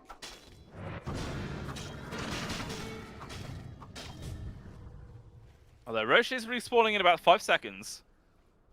And we can see Avalus TPing up here, so maybe they want to try and contest this one. Stays though, has managed to get down a pretty decent ward. So he sees Eki farming up. They're actually going to try and go for this kill. That's just a freebie. Nothing Eki can do to survive. He is dead. Will probably be the information though there is a high ground ward, so that's most likely just going to get taken away. He was still though, no out for 35 seconds. If Na'Vi Jr. wanted to go for Roche, it would just be a free one. There's no way that Avalus could stop them. Although PMA has managed to find Seneko just chilling in the trees. And this combination of heroes is just devastating right now. It's just so easy to control people and do all the damage in the world. Middle tower is under attack. So the Na'Vi Jr. don't really care about Roche though. They're just more than happy to keep this pressure going. Meanwhile, Smiling Knight has actually been found here from Niku. He's actually just going to get soloed. Oh my lord. Niku absolutely styling on the Mirana. Now that is an extremely awkward position now here for Avalus. The fact that your carry can just get taken away that easily.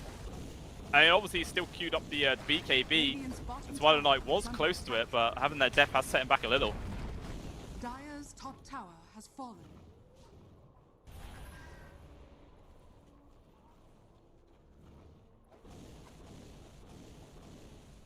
Got it. Zibe farming up the actual bottom part of the map, has to actually TP back to base, but get him wherever he can. Trying to build into a BKB of his own, but he's still about 1,000 gold away.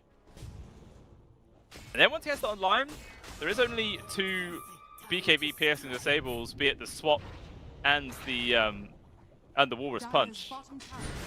Obviously the punch is a lot harder to actually get off considering you have to be in melee range. He's still second Roche. It's completely for free once more.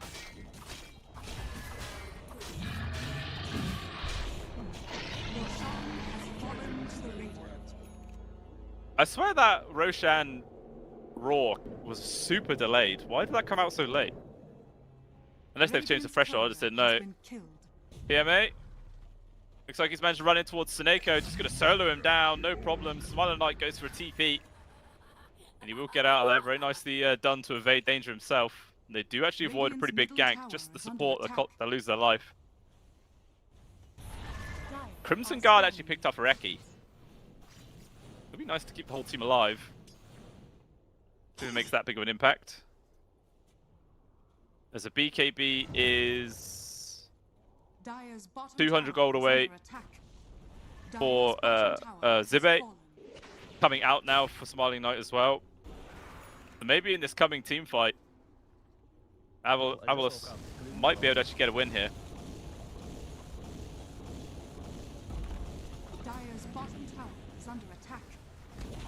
And still, as the train continues to come their way, every single tier 2 has now been taken out and got the juice, considering pushing high ground as well. Meanwhile, actually, they've got to jump up to the high ground. Smiling Knight forced to leap back. It's going to be a little chase here. They're going to see if they can find a free kill outside of the base. Niku stunned up control. The Pangolin is just there, but Snako traded away there. The finger securing the kill. Although Rhea into the back line, just punch up the air. He is taken out. Out comes the Black Hole with the PKB. No way to cancel this one. They do lose PMA, but obviously he has the illusion. Just going to continue things going, but actually doesn't achieve all too much. He's trying to do what he can. Aggressive swap onto Snako. Will actually buy back as well to make sure they continue to stun. As Snako will die back from him. No buyback from the Ember Spirit, which is really what they needed here, Avalus, to keep this fight going. The Smiling Knight caught from another stun. There's just too many here to play around. There's no buybacks to be seen. Zibe also dropping down. And again, PMA just looking to dive the tier 4s. The rest of his team, though, nowhere nearby. It looks like the Eidolon's actually able to kill Riddies elsewhere. But Eki, the only survivor, will not survive. As he is dead. Smiling Knight maybe could have bought back there to got a free kill. Dire's bottom tower But has Jesus, fallen. man, PMA doing a lot of work. Technically a dieback from the Vengeful Spirit. But they'll take it as a win. Dire's bottom barracks For is sure. under attack. Dire's bottom barracks has fallen. Pretty much a full set of barracks going down the mid, tier 3 in range. There is the Mirana spawning in 10 seconds though. Well, it looks like Rhea trying to just hold back the mid. Instead, he's getting controlled and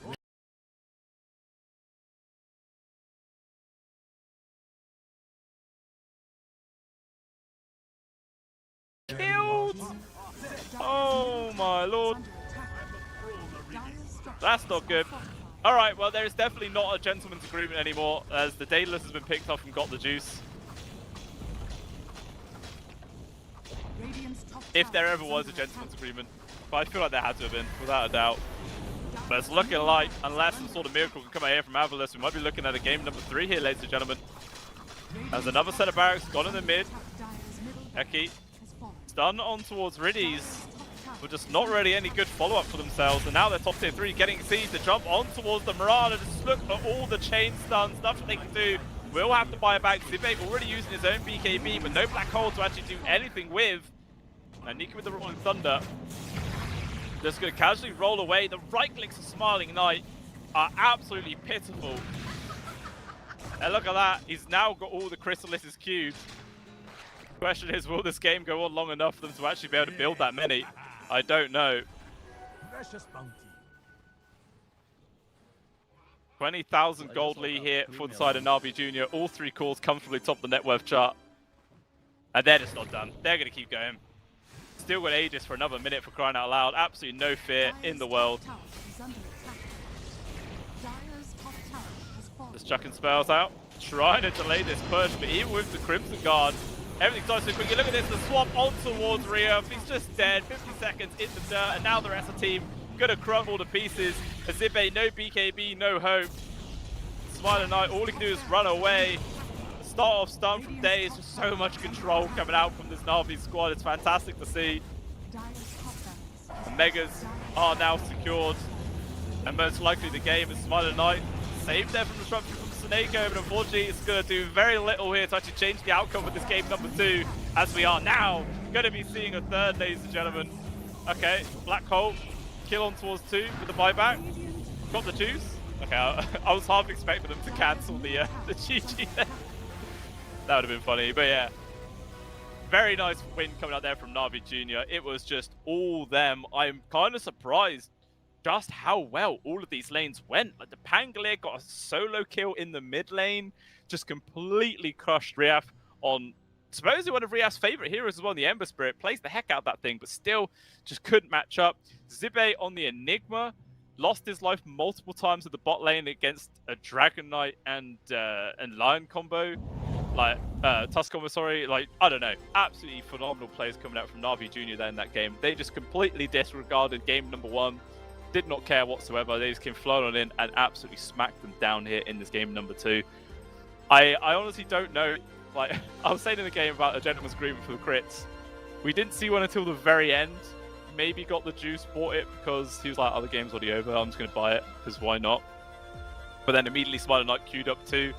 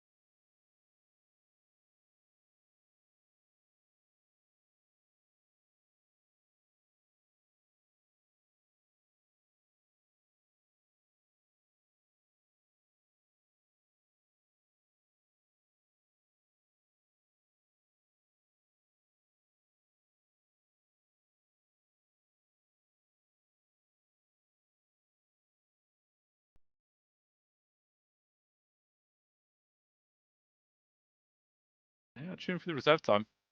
What I like to see in this series, both teams using a fair amount of their reserve time rather than some teams, they just completely ignore it. They just fly through the draft, they don't give a crap. So these guys have been thinking about it, and eventually Avulus do decide to go in for that Enigma. So yeah, they're just going to treat that last game as just a rogue anomaly, you know, just like, we lost with it. It happens. I mean, going off statistics, like they won 8 out of 9 games of it, so it's not like you lose very often. And they actually grabbed the Tusk themselves. All right, snapping that out of the wheelhouse of Na'Vi Jr. So we'll see what Eki's going to be able to do with this hero for himself. I like it. Lots of save mechanics now on the side of Avulus. You've got Disruption save and you have Snowball save as well. But even if you land like a 5-second arrow onto somebody, it's most likely not going to mean their death at all. Like, they'll be able to just completely evade a lot of the damage. I like it. Seems good. Phoenix and the Beastmaster snapped up super quick. This is a pretty solid combo in itself. You know, the Beastmaster always provides excellent protection for the egg, as well as sort of guaranteeing the egg will connect onto somebody in the team fight. Kind of frustrating to play with against in the laning phase as well. Like, you have the boar on top of you, plus a Phoenix constantly harassing you from behind. It's, yeah, quite frustrating to play against. So I do like that from Na'Vi Jr. Avulus, though, I'll actually go for the Puck. So that is going to be Rief's hero, and that is a classic hero of his. That's why I like to play this one. Versus the Pangolier as well, it's a good matchup. Every single time you see a shield crash coming your way, you just phase shift it, swashbuckle, you phase shift it. No, I like it, it's a really solid pickup. Gives them some even further survivability and team fight that they need, not they even needed, but it's just more chucked on top. I feel like they really do need some sort of front line in base carry now, because so far, they don't really have someone to do the job for them. I guess they got the Tusk, but it's not really super reliable. Obviously being a support, a bit squishier. The Enigma, to some degree, can do it. But yeah, there it is. If you want a tanky carry, that is definitely one to think of. Bristleback gets thrown on in here. Been a long time since I've seen this guy. Absolutely love to see it. Well, let's see what Na'Vi Jr.'s plan is here. Maybe you go for the PA, just so you've got the crit mechanic yourself, and you also have the Fan of Knives break versus the Bristleback, which is pretty damn good, to be honest with you. You'd probably have to get a relatively early BKB, though, to avoid so much of the control from Avulus. But then even still, there's multiple BKB piercing disables as well. I don't know. I mean, they played PA game 1. Clearly something they like to roll with. It makes sense against the Bristleback. It's got the bug abuse. I'm about to find out. And actually go for a TA. Okay, so are they swapping this Pangolier around then? And putting him somewhere else? No, Niku is playing the Pangolier, so it is got the juice on the carry Templar Assassin. Everybody else on the rolls you would expect. We have mid on the pucks, Minor Knight carry Bristleback, Sibe Enigma, yada yada yada. So not really any sort of surprises there. But yeah, okay. Interesting to go for the carry TA. So that's going to be laning up against Tusk and Enigma, which, to be honest, even that's kind of a rough lane. Sure, you have the side blades, which you can actually do a lot of work on the Eidolons with, but your refraction charges are just going to vanish, man. Like one barrage from the Eidolons and they're just gone. And then you're just going to have a tag team on top of that, stuck in the shards. It's going to be kind of brutal. We'll actually be paired up with the Phoenix because they're rolling with the Mirana as the position 4 instead. So Phoenix TA, not bad. Again, the Phoenix is pretty good versus the Eidolons with the Fire Spirits. Reduce all their attack speeds, good damage for them as well. Makes a lot of sense, but I feel like Avulus should have a good time in that lane. The mid Rief should have, again, a pretty decent time. Unless, of course, Niku does more insane outplays and is able to get like a solo kill or something like that. I don't see it happening, but, you know, I've been wrong both predictions so far in this series. I predicted Na'Vi game 1, they lost. I predicted Avulus game 2, they lost. So, I'm not going to predict anybody. You know, I'm going to stay on the fence, because then I can say, I was not the reason that this team lost. The curse is real. I swear to God, man. It happens way too often. But yeah, I'm liking it. I'm liking the line from both teams. It all feels quite solid. Tons of team fight coming out from both sides as well. So I feel like when it does come down to those 5-on-5 engagements, it's just going to be absolute chaos. Stuns flying all over the places, eggs, rolling thunders, roars, dream coils, black holes. Yeah, it's going to be pretty crazy. Should be a fun one for sure. And also, we'll see how many bugs are going to come their way here. Like, is anyone actually going to build Chrysalis this game? I could maybe see it coming out on the Bristol. We'll have to wait and see. As we're now going to jump on into the third game here and see which team's going to come out on top and keep the dream alive here for the CCT series number 3. Like I was saying, it's not like whoever loses this is guaranteed out, but it's going to be really goddamn hard to get yourself back into it. Beast bomb. Ooh, that had to hurt. Looks like Avalos actually trying to go for this smoke play, wrapping around into the Radiant Triangle, but again, just everyone's on the complete opposite side of the map. No one from Na'Vi Jr. nearby to fall prey to it. Maybe we might get a little fight for one of the river runes if both teams really want to fully commit for it, but don't see that happen all too often. So it's likely going to be just a 2-for-2 split on these bounties here.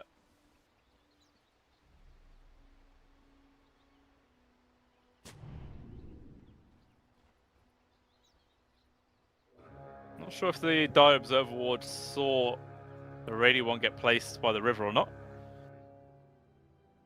The battle begins. Maybe we'll just have to wait and see, but Niku gonna be able to grab the bottom one. Yep, no problem. Daze thought about trying to go and snatch in that top one, but he just does decide against it. Sadeko doing some very ambitious little harassing here.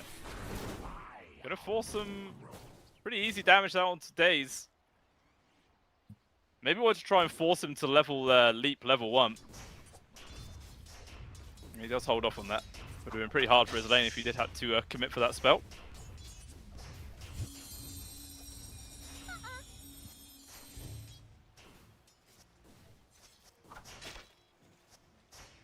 Now, I imagine this mid lane should just be slightly leaning towards Rhea here. We can already see on the harassment, he's just constantly bullying him back.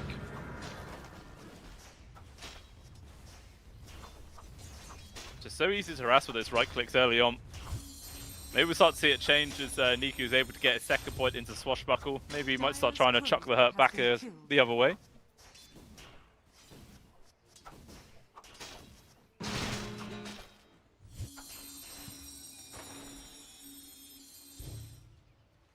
Yep, that was the bot lane going on. Looks like got the juice, doing fine in CS right now, 6-0 on the TA. Not really being hindered at all. Similar can be said for Smiling Knight up top. 6-1 on the Bristleback. Yeah, like I was saying earlier on, the Beastmaster Phoenix lane is actually a pretty strong combination, but not going to do too much with Daze. So actually he's forced to just go for a TP all the way back to base. So he's taking a long walk back to the lane afterwards.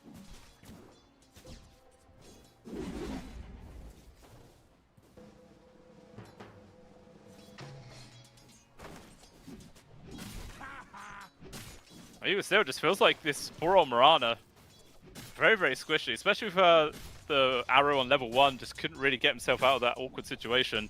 And probably is going to face the exact same thing when he eventually returns to the lane.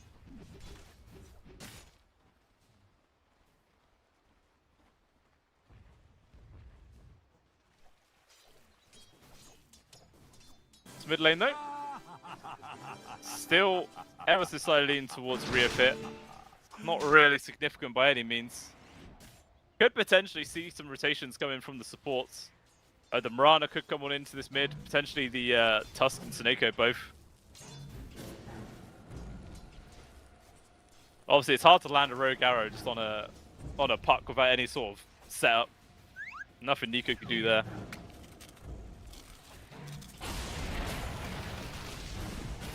Down bomb, trying to get aggressive now on towards the TA, but actually Eki might be dying first. It's getting real damn close, got the juice super damn low. The final right clicks the Eidolons, not enough. And now Eki does get dived on, and Riddies ends up being the one with the first blood there. Na'Vi Jr. nicely done not to lose their carry. But it does mean got the juice and Riddies both are extremely low on resources. So we'll have to be careful. Meanwhile, up at the top side of the map, it's actually PMA who dies instead. Now Smiler Knight even with more space to work with himself right now, so both carries really are having a free time.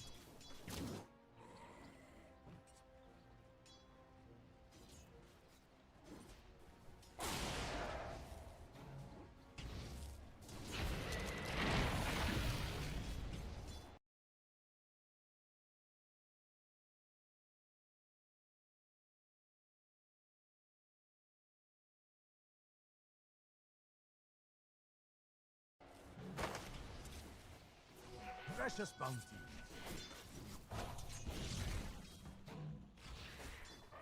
There was not really any main core getting completely shut out. Constant fire spirits being chucked at him are really hindering his game quite a lot. Meanwhile, looks like Daze has been caught out. Just goes straight up for the TP and will actually be able to get it off though. Nicely read there from Daze. Not deciding to, like, you know, use all his mana for the leaps just to get ran out from the puck and killed anyway. A really good game sense there.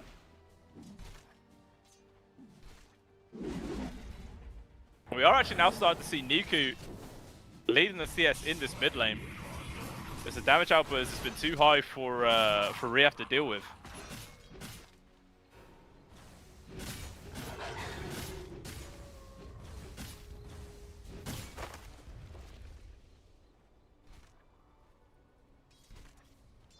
Well, Knight obviously just going in for the Ags first item.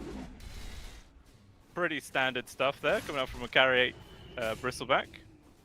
Oh, actually, PMA thinking about getting aggressive right now. The Hawk will dive, lands the root. Daze, though, unfortunately couldn't quite find the angle to go for an arrow. Maybe now PMA's the one in danger. Smiler Knight looking to get aggressive, to get all the Shadow Poison stacked on top of PMA as well. Looks like the Beastmaster will eventually die.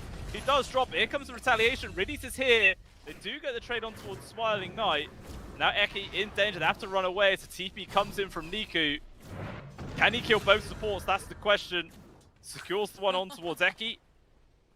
Does have a swashbuckle available. What were you expecting? Waits for the point blank arrow. Body blocks coming in there from Daze. Very nicely done. Even gets a bottle refill on the bounties right in front of him.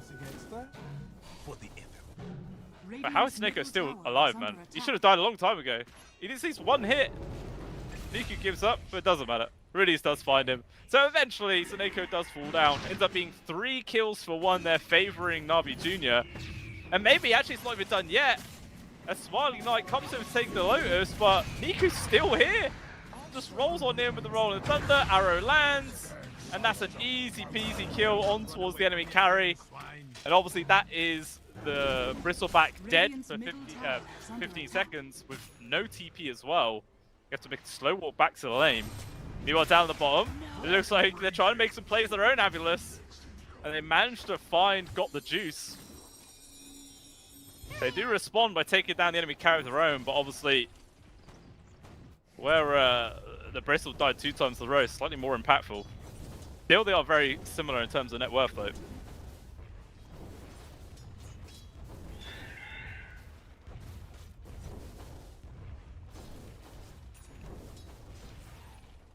Quite a hectic action-based start to this game. 8 kills, 7 minutes in. Solid 1k so far for Na'Vi Jr. And maybe some more action coming out of the bot. As Sneko goes to the Twin Gate, 3 heroes waiting for him. He's trying to run away right now. Gets a disruption on towards Got the Juice, holding him back. But eventually Sneko, does he survive? One more right click. He will actually tick out to the burn damage. They're just charging straight past. They want to find Zibe. He just TP's out, no problem. Even the Tusk escapes, so it is just a free kill that goes the way of Na'Vi Jr. But it does cost them a few rotations. Niku has to TP in there to help him out.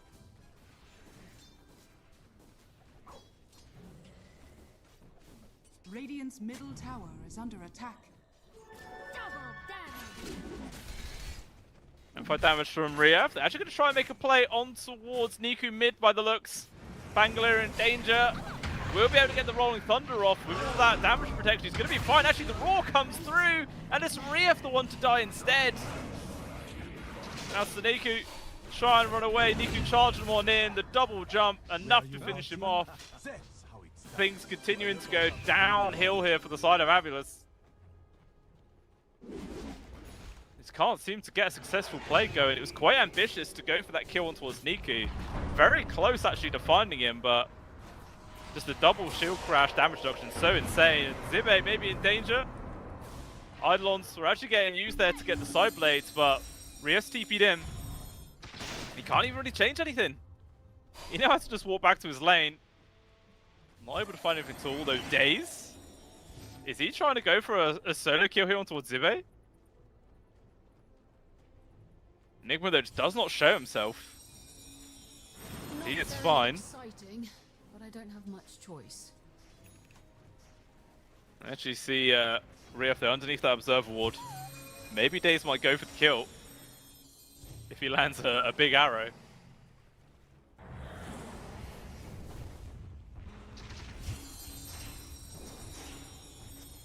Dire are scanning. Dire But even are still, scanning. like, despite how much action has been going on this lane, and seems to be how many kills that Na'Vi Jr. are finding, there's still not a massive differential in the net worth, to be honest with you. 800 gold, still only separating top and bottom farm core. Basically 10 minutes in, it's not a huge rift. Even still, they do have that solid 2k gold lead.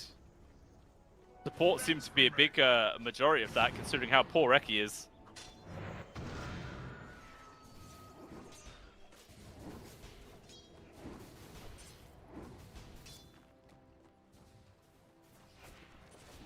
Potentially Avulus might be going for a smoke plate. They've got 3 heroes gathered up in the mid. Actually just going to go for the 2 of them. Here they're going to try and find for this one. Well, still Zibe just trying to find what farm he can there at the bot lane. Not really being contested too much, as long as he doesn't linger too far away from his tier 1 tower, that is. He should be fine.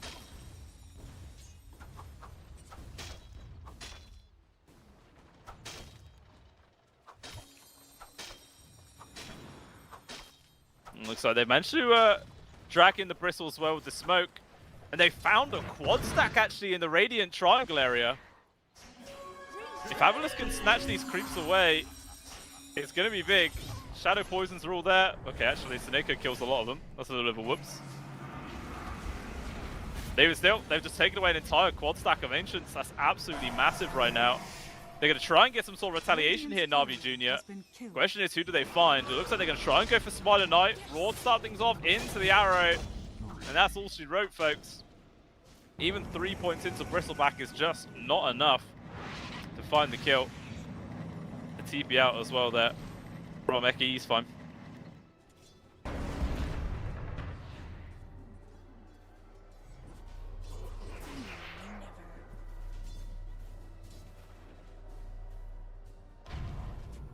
Maybe all the gold he got from the quad stack just kind of subsidized that death a little bit. Obviously, they would love for either Seneko or Eki to take the fall for him there, but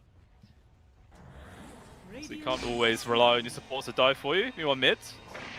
Riaf started things off on towards Niku, but the supports unfortunately just aren't close enough to make anything happen there. That's been Dream Core expended, not really for much, but grand scheme of things, it's a relatively short cooldown.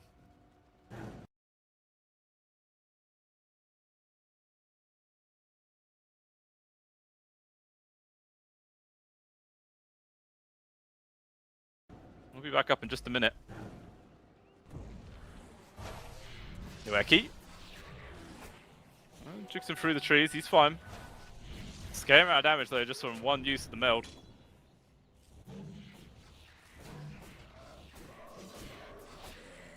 It's still only 1100 gold separated top and bottom. Like, it's actually kind of insane how close all of these cores are this game. There's been a lot of like little skirmishes and kills here and there, but there's not really been any like solid 5v5 fight as of yet. Obviously, it's still very early days.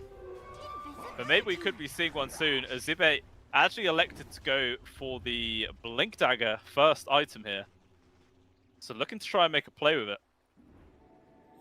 Probably want some team members though to join him. Always hard to go for a kill when you're on your own.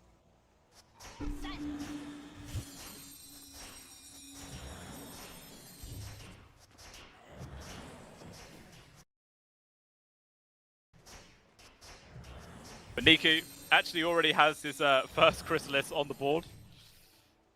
So definitely no gentleman's agreement in game number 3 to not buy crits. Question is, who else is going to buy one? Bristle. I mean, Swallow Knight, maybe you get one, but I feel like most of the time you don't see crits come out on a Bristleback until much later on. There's some other core items you desperately need beforehand. Maybe it might just take too long for him to get it. We'll see, but maybe they can find Eki with the pig pole. Keeping himself nice and fast. He just has to run in a straight line though, otherwise he's just going to get caught. Shards up in 8 seconds time, but he's just going to get caught off it. He will waste as much time as he possibly can, but guaranteed he's dead. Actually TP mid as well from DK. Just to defend actually, thought maybe he might try looking for a kill, some other people TP with him. Instead the rest of the squad's going to stay behind, finish off that top tier 1. Open up a bit more of the map here. Dire's top tower is under attack. Same time though, the Ags is now online here for Smiling Knight. They've got this Blink Dagger into the hands of Zibe, but not really going to be any sort of big reveal considering how he's already been shown himself on creeps. Radiant's bottom tower is under attack. They might end up bumping in towards PMA. Starting off with the Shadow Demon Purge. So much damage just comes flying out. TPs get cancelled. Literally 0 saving there for the Beastmaster. It does just show how much damage they can quickly chuck out here from Avalus, and it looks like with the death of the Beastmaster right outside the Roche bit, they're going to go for this one. Tower is under attack. Radiant's top tower is under attack.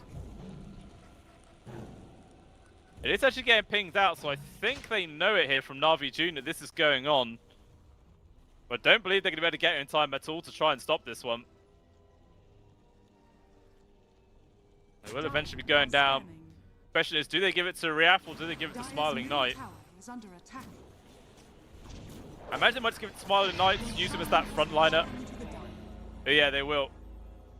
And that definitely tells me if you're willing to give the Aegis to him, then that means you're willing to now constantly look for fights as a team and try and go for pushes. Because if you are still sort of waiting for him to get bigger and find more action, you just put it into the hands of Riaf to continue to make space and give the Bristleback as much time as possible, but it's just not going to happen here.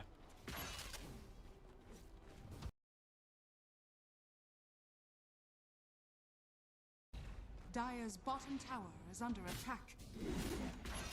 Yeah, we're hunting for him actually. That's for me. He is fine.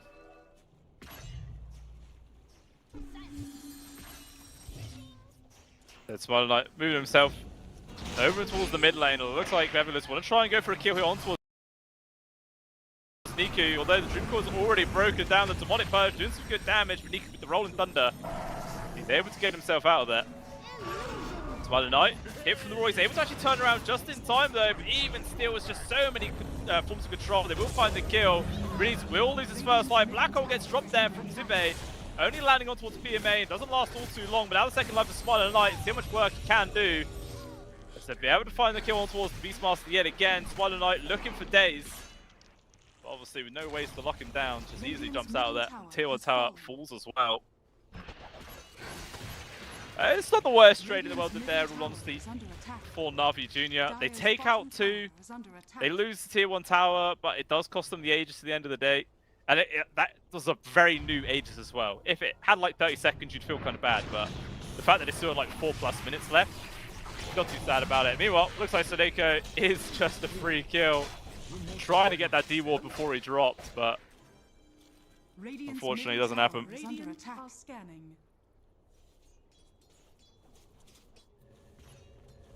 18-minute wisdom. Looks like Na'Vi is going to try and snatch it away here. Unless, of course, Avila's come over to defend it. 80 minutes, not even 80 minute wizard. Don't know what I'm on about. PMA though. She bought some TPs out, and they're gonna run back. Yeah, I don't know what the hell's on about an 18-minute wizard rune. Just making stuff up. They're gonna jump on in, finding the opportunity to go on, got the juice. Look how much damage comes out, but the burst here was there, Roar as well. I just woke up. Leave me alone. They are able to keep got the juice alive. Very nicely done, although elsewhere it does cost them Niku's life. The Smile Knight gets the kill. That's a 5-kill streak as well, so that's a lot of gold. Radiant's bottom tower is under attack. Radiant's bottom tower has fallen. Daze. He's got Zibe on him. Uses his final leap charge, but looks like he's going to be able to get himself out. Jump in for Rief. Managed to find him here. Got an arcade rune as well, so continue to spam all of these spells. Very short range arrow. Daze is trying to keep himself alive desperately. He will just take out to the burn damage. He jumps on in with the disruption.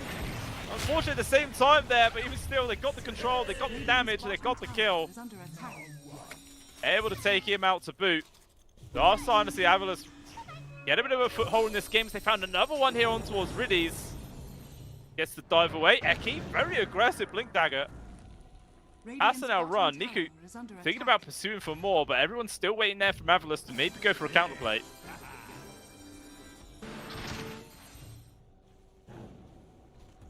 Actually, even going to start hitting onto a tier 2 right now. There is no TA for at least 15 seconds. They feel safe enough. Actually going to go for a quick jump here on towards PMA. There is a glimmer. Try and keep himself alive. Up on the high ground. Zibe still not over for another 7 seconds. But even still, Egg has been dropped off on the back line. PMA is the only casualty plus Eki. Egg from Riddies, unfortunately, is just so far away. It did nothing at all. I don't know if it was maybe a misclick or he tried to just make it so they couldn't dive past him. I am entirely sure there. But even still, it's a good fight there from Avalus yet again. I believe there's a there's a Bloodstone now here for Smiling Knight. Getting very hard now to deal with this guy.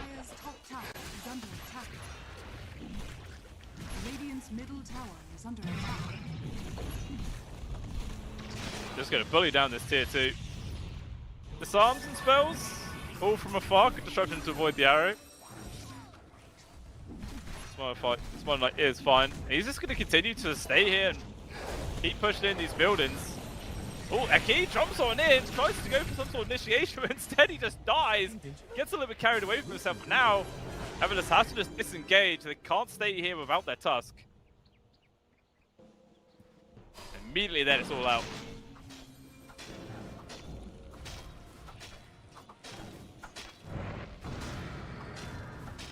We got less than 1k gold advantage here at 21 minutes into the game. Definitely feeling like Avalus are super confident with just how strong Smiling Knight is, and he definitely is a beefy boy. But we've seen time and time again, just the Roar into an arrow, plus the Pango and TA.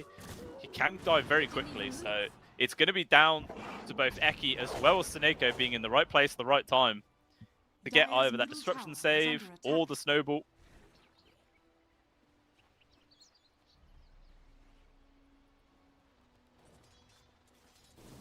Seneko even gets the shard, which is actually just insane for the Bristleback. Just chuck that on top of him. Dire's middle tower has fallen. You know what? Looks like Riff has actually just been found inside their jungle, but he does manage to get purged there.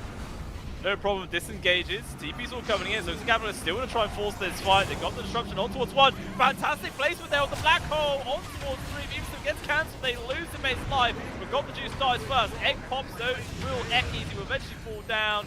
Stun control on towards the SD. It was now down to a 2 versus 4, but Smiling Knight, he's still rearing to go. PMA trying to actually take this fight right now, but there is going to be the Bloodstone doing a lot of damage off the side. Brief's able to finish off Riddies. And he's tilting him out there with the high 5. And Daze, does he just get found? Casual bristles from the low ground. And he actually finds him. And it's a full team wipe coming out from Avalus. Absolutely huge fight from themselves. And I did think it was quite ambitious for PMA to like say he can try and take that fight, but I guess he maybe didn't have much choice. It was either run or stay and fight and die. But yeah, now 4,000 gold here for Avalus. Smiling Knight Gonna be on his way to get AC at pretty decent timing.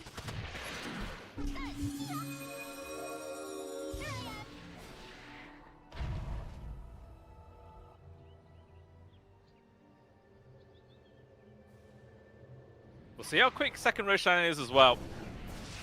Only 30 seconds and it could potentially be up. High ground wall plays, breaks the smokes. They got the vision, but so too they have that on Riddies. I think he was so close to being in range there for that Malefice. Would have been a really big kill if they found it. Radiant are scanning. Radiant's top tower is under attack. 2 minutes actually for second row, so not going to be seen anytime soon. But even without the Aegis, I don't think Avalus really care. The Smiling Knight is more than happy just to keep on pushing with his team. So as long as a few guys behind me, they just can't kill me. And I have to agree. Radiant's middle tower has fallen. There's too many forms of save. Tier 2 mid falls, top falls as well. Immediately another little cash injection for the entire squad. Even going for this 4-man smoke here from the side of Avalus to see if they can find anybody. And you head down behind the bottom tier 2. There's not actually anybody from Na'Vi Jr. here. Actually, maybe someone from the high ground might just step down and walk into this. Although, speaking of walking into it, Niku, he's been found, he's been controlled, and he's been killed. Just looks so damn free there. Even Suneko, it looks like he's actually found PMA, forced him to blink dagger out of there. Go for the TP, but that's not gonna work. Meanwhile, Spider Knight has actually also found Riddies here, going for a standing still TP. I think he was meant to move there. That was a bit of a misclick. Whoopsie daisy there coming up from Riddies, and yeah, off to that right side. PMA was completely found out from the entirety of Avalus. And they are just hemorrhaging kills left, right, and center here from Na'Vi.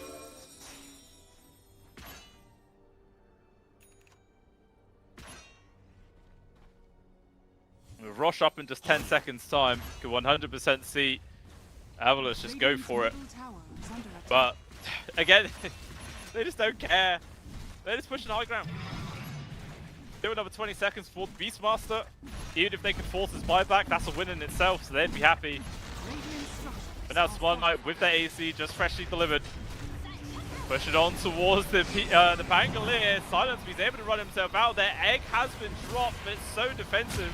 Eki trying to push forward to at least take out Niku with him. Doesn't quite have it in his wheelhouse. Instead, they're trying to focus on towards Spotlight from afar. Look at the damage, actually. It's so much. Where is it saved? There is going to be the purge that comes on through. And the physical damage just rips through Niku. Demonic cleanse, ladies and gentlemen. What an absolutely insane skill there for Smiling Knight. Gets chucked on him, and there you go. He's okay, no problem. He's basically back up to healthy point. Just going to continue the push. Eidolon's alone, plus the puck. Steps towards, tanks the arrow for his teammate, but actually PMA coming to the sidelines, wants to focus on towards Snako, but there's going to be a nice use to go step turn as well. It's a 2-man black hole from Zibe. It lands on towards the TA. Dead for 50, Reaptor's chasing down Riddies as well. And we could very well be seeing nearly the end of the game, as they are just going straight for tier 4s here from Ravulus. There's a buyback on the Mirana as well as the TA.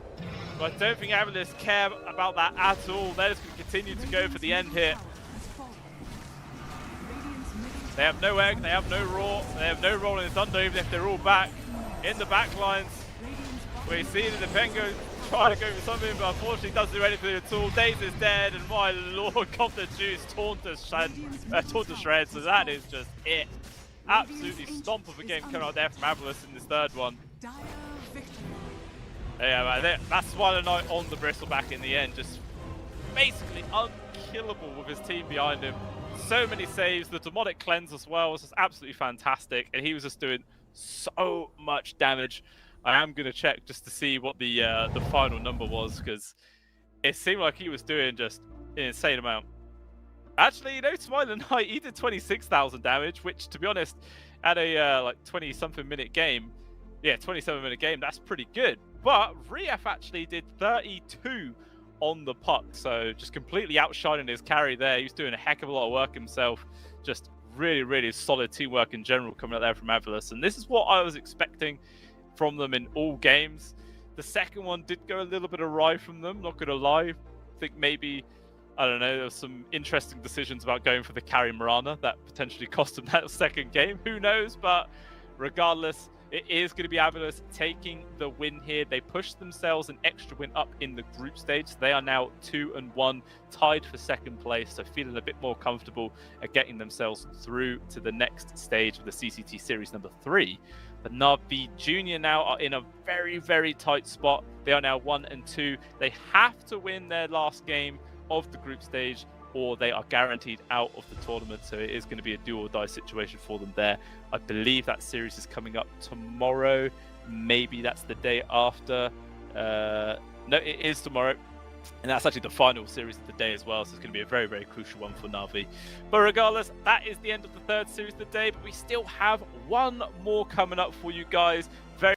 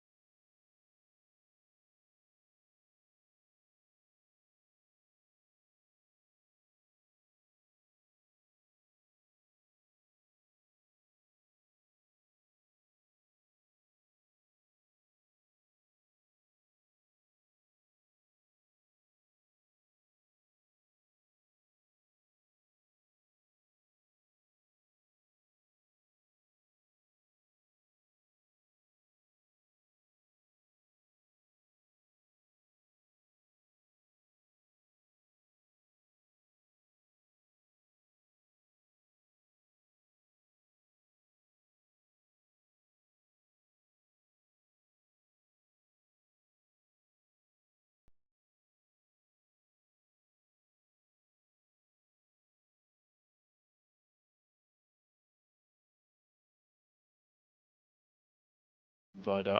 What do they want to pick up in response to this one? I mean, after the Enchantress, their second most picked is the Bat Rider, but I'm not gonna lie, their Bat Rider win rate is atrocious. it's really bad. Yeah, 13 games played, 23% win rate. What's that, like 3 games won? 2 games? No, 3 games. It's 3 games. Like 3 games out of 13 is, yeah, really not good. So I would not be surprised if they just completely vetoed that hero for themselves forever. Instead, they go for the Timbersaw, which I feel like is going to be for their mid lane. It's just an absolute solid matchup versus the Ember Spirit, to be honest.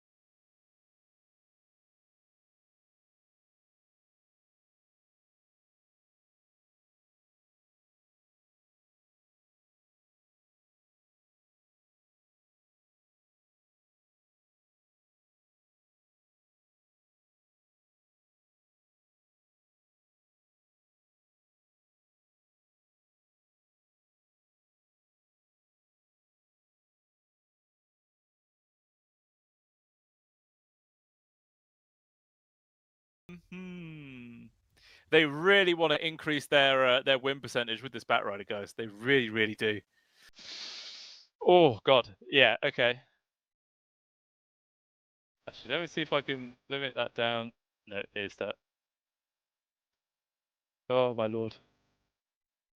Okay, well, I mean, I feel like no matter the outcome of this draft, I'm naturally going to be leaning towards Nightpulse guaranteed. Now, I was before the series even began, just for how well Nightpulse been performing in all their other games, but now the fact that V1DAR have one of their least successful heroes on their draft now,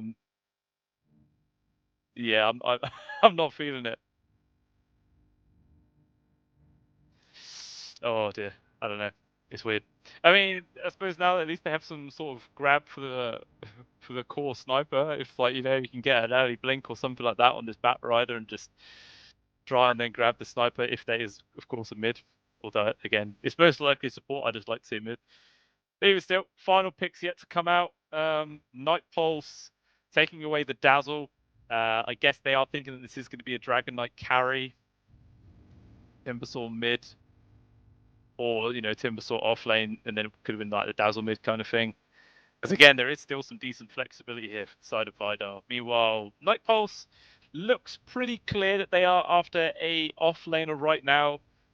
Needs to be someone as well that can bring some AoE control to the team, because they are very much lacking in that. In fact, they are just trash for disables right now. The only disable they have is Searing Chains, and that's not even a stun. It's just a root. Yeah, they really, really need to address this. Mars could be good. Tidehunter maybe, but then your only form of disable is a massive cooldown, like 2.5 minutes, which is not very good to rely on. Centaur potentially might not be too bad here. Yeah, 2 ban Centaur. The Underlord was a fantastic ban as well. Just been so good versus both the DK and Timbersaw. I like that. Yeah, what do V1DAR now go for?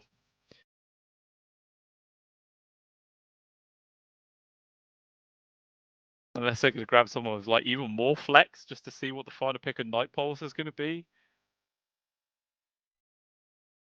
Really weird spot to be in. Go for a slaughter. All right, there. It's got 3 beefy melee cores just to run your face.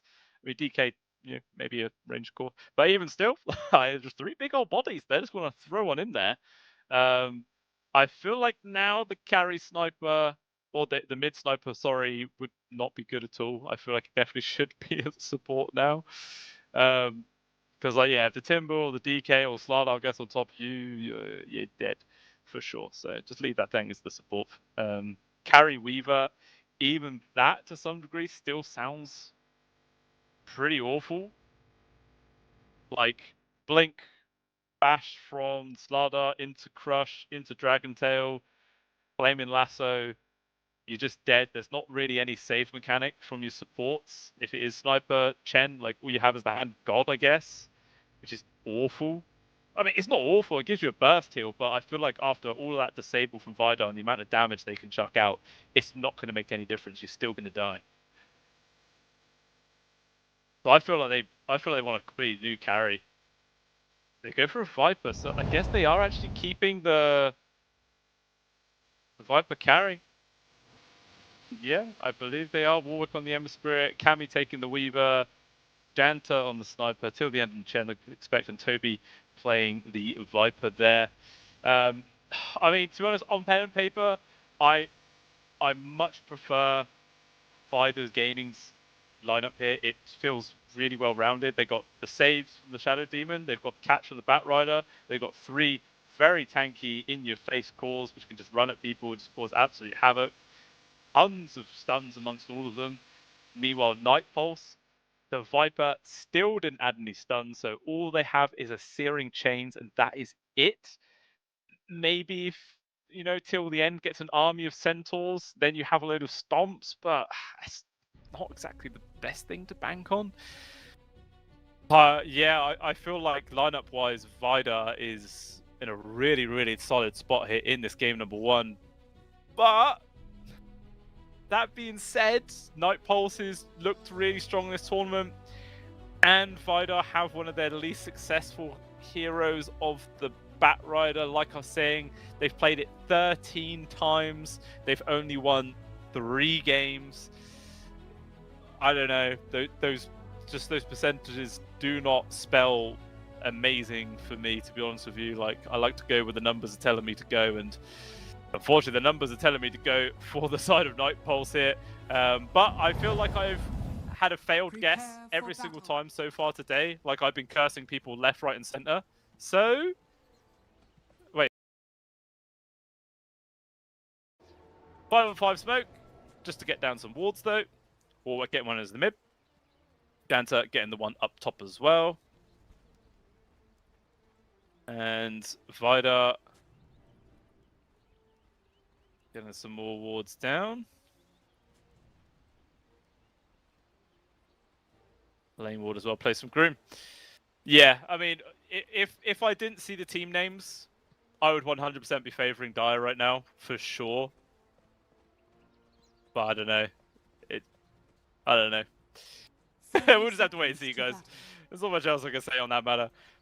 Doesn't look like we even get much of a fight here for the bounty runes. Like, Groom is just hiding at the top lane, and then we have we got Ififel just hiding at the bot lane as well. So these guys not really looking to get involved with the bounty grabs whatsoever. Maybe a little bit of contest with the river runes. We'll have to wait and see. Everyone's very split out. Kind of crazy to see. The battle begins. Oh wow, nicely done from Warwick there. Perfectly timed sleight of fist to actually get the bounty steal. Inspiration. And that is not easy to do at all. Like, very quick fingers you gotta have to do that one. So very nicely done from him. And as a result, secures 3 bounties for the side of Night Pulse. It's gonna bump up their game even more. And it looks like V1DAR, they're gonna try and go for this 3-man gank kill play up at the top lane. See if they can get a first blood here. Groom's hiding the trees, but I mean, they see if Fiffle's on his own, so they know they've got to be careful. As if Fiffle's just getting ran at right now, going to be forced underneath his tier 1. And Groom has to now just give up waiting in the trees and TP down to the bottom lane. Unfortunately, this ends up being a bit of wasted time for himself. Yeah, I feel like this is not going to be a fun lane for Dizzying up top. Lane against a Viper and a Sniper. There's lots of free harassment.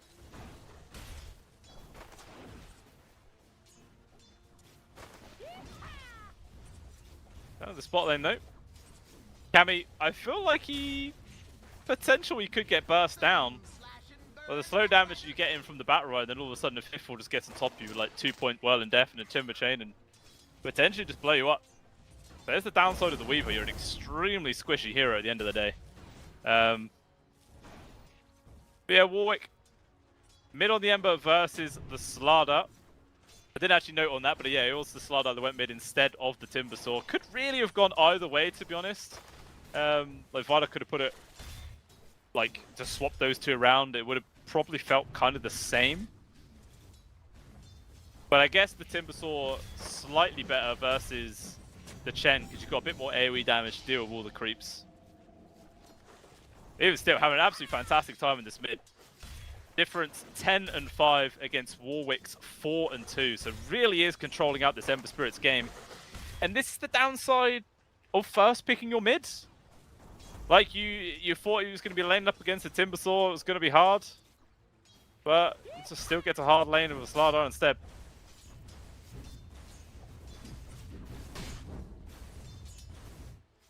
This is really struggling to get anything hit.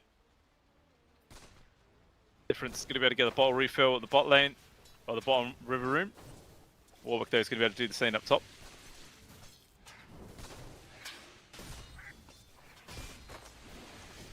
And Dizzying, to be honest, is still actually doing kind of fine. Like, would have been expecting him to be harassed out a bit more considering this lane matchup, but seems like he's not really being focused all too much. So maybe that will change once Toby gets 2 points into poison attack.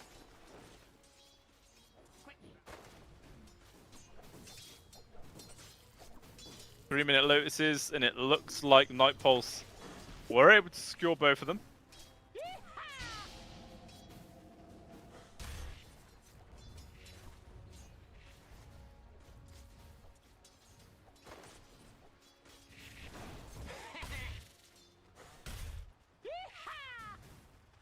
A very sort of calm game, to be honest with you. Not really much harassment going out either side. Like in the other series, and all the other series today, it feels like the starts have always been chaotic, lots of fighting going on. But both teams just kind of happy to only chuck out a little bit of pokes here and there. Mainly just focus on the old PvE gaming. Never refuse gold given. Warwick getting the refill on the Dire Bounty rune there.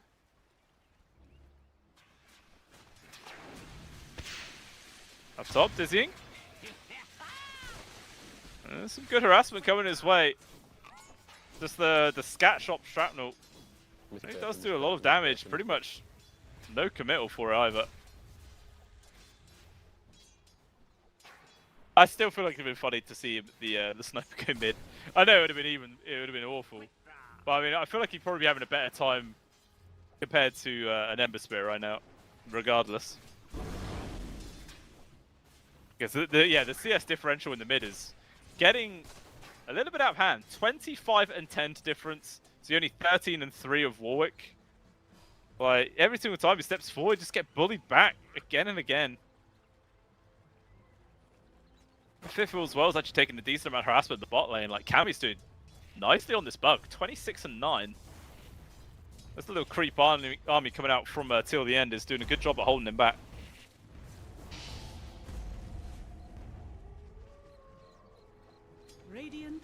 Scanning.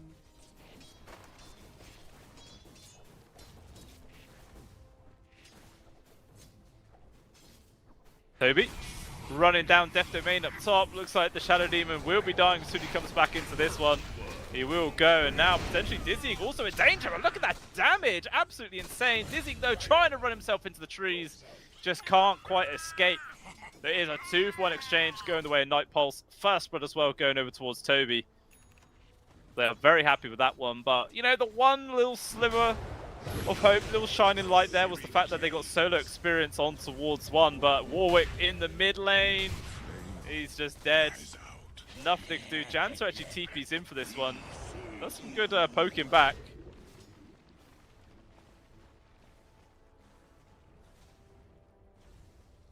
Well, yeah, absolutely fantastic little turn events there for difference. Meanwhile, up top though, Viper left alone, and immediately Vida are going to try and abuse this one. Good blocks coming up there from the illusions. Oh, then the perfect flame bait from the room, pushing Toby back into a very awkward spot, but Warwick TP's up for this one. Can he get the retaliation kill? He cannot.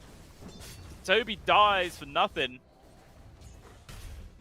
And now Vida getting some good space in their safe lane.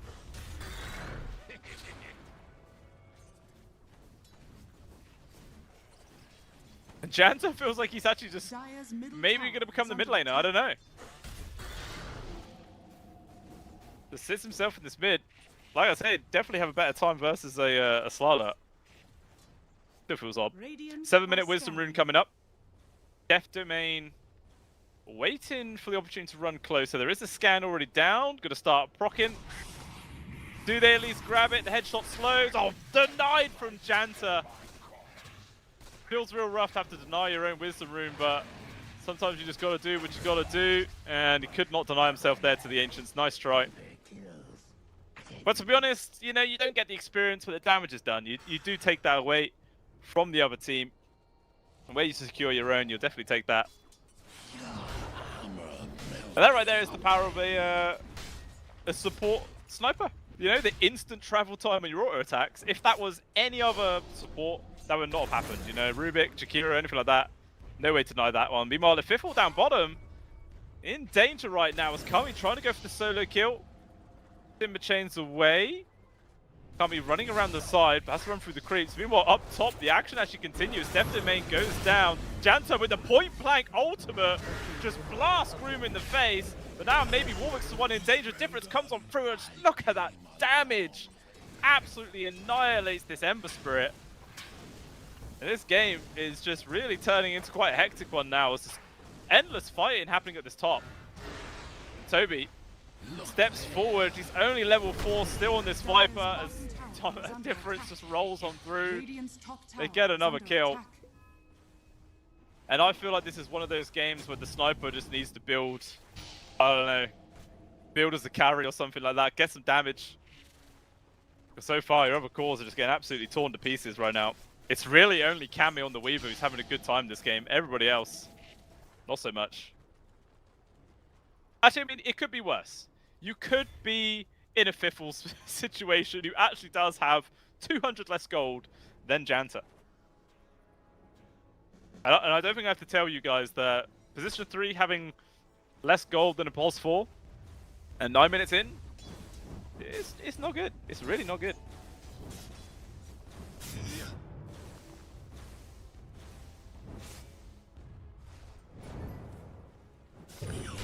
Oh, coming up top. He's managed to find Difference, or has Difference found him? Who just easily rolls himself away, even with 3 heroes on him. Not really threatened whatsoever. But it looks like both teams still want to try and continue the fight. So she looks at the mid laners are both going to run back mid, but the rest of the squad is all staying up here. Dizzying and Death Domain though, huddling underneath their tier 1 tower. Realizing there's still a few members of Night Pulse missing here.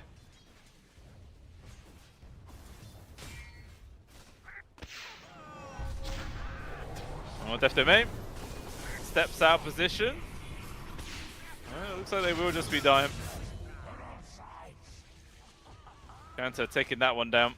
Even Cammy coming over this one. They want to try and find Dizzying. He's actually going to run straight into them. Target found. Question is, Can they get the kill? TP's gonna try and come in here from V1DAR. Long range sharpshooter does land good damage. Fantastic cocktail though from Groom, but unfortunately this does not change the outcome as they still lose their carry. Although in comes Difference from behind, takes out the enemy off laner. He's got amplified damage as well. So this Slarlark's gonna be doing a lot of work. Even so, he's trying to run away. Defensive destruction to keep himself going. Meanwhile, Jansen's got a load of people chasing after himself, but eventually the Slardar does go down. Again, the sharpshooter comes off a Death Domain. He actually secures the kill there from Kami. This Janta doing absolutely everything he can here for his team. And Kami surely will be able to get this final +1 on towards Groom. So it turns into a messy fight, but a big one there for Night Pulse. They take out 4, they only lose 2.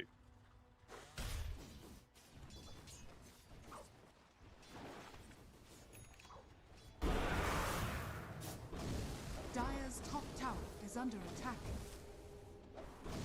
Until the end. In kind of an awkward spot right now. Actually just, I don't know, teleports his creep to himself there. I think that might have been a misclick or something. It didn't really change anything. Dire's structures are fortified. Dire's bottom tower is under attack. I feel like this Weaver's going to have an absolutely insane game unless V1DAR start actually paying him a bit more attention. Because so far, he's just been completely left to his own devices. Radiant's courier has been Ooh, killed. that's actually quite nice. If Dire's bottom tower killing is under Kami's attack. courier, which had his, you know, the hammer to complete the Maelstrom on it, does set that iron back by 2 minutes, which is actually a pretty large impact to the farming speed of the Weaver. Like, that right there could have just translated to, like, in this next 2 minutes, like 400 gold, 500 gold, something like that. You are mid. Death Domain. A lot of people on his case. Actually goes for the offensive disruption. He still slight will get the kill. Dire's bottom tower is under attack. Might even start pushing into this mid tier 1. We'll see if V1DAR can really spare the manpower to defend it, or if they're just going to let this one Dire's fall. middle tower is under attack. It looks like instead they might be trying to focus on towards Kami. As he just gets jumped on. Dire's Oh middle my tower lord, he has got fallen. deleted. Difference there. Showing off the Blink Dagger. And now, all of a sudden, Kami really is going to have to swap up the way he plays. Realizing that if Difference just jumps on him every single time like that, he's just a free kill. Every single time. Okay, it's the casual 4 bounties sat in the Dire jungle. What the hell? 4 bounties at 13 minutes in. And he didn't even shovel one of them. What the? Radiant's middle tower That's pretty is crazy. under attack.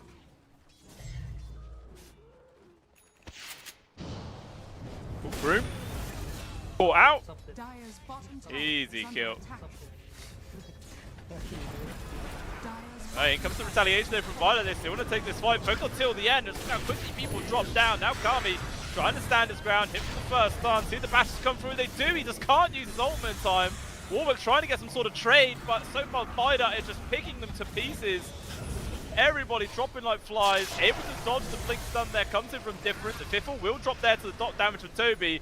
Now in dangerous Death Domains on his case. Warwick actually jumps through the middle. Maybe a bit of save your buddy syndrome.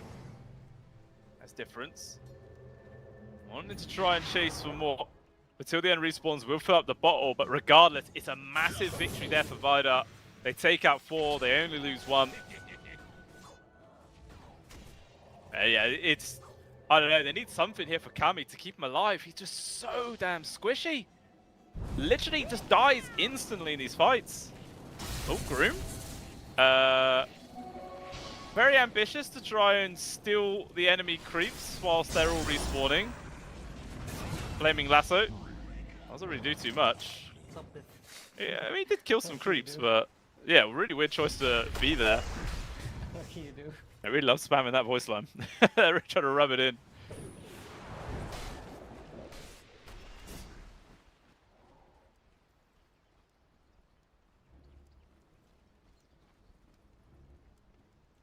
Dire's middle tower is under attack. Never refuse.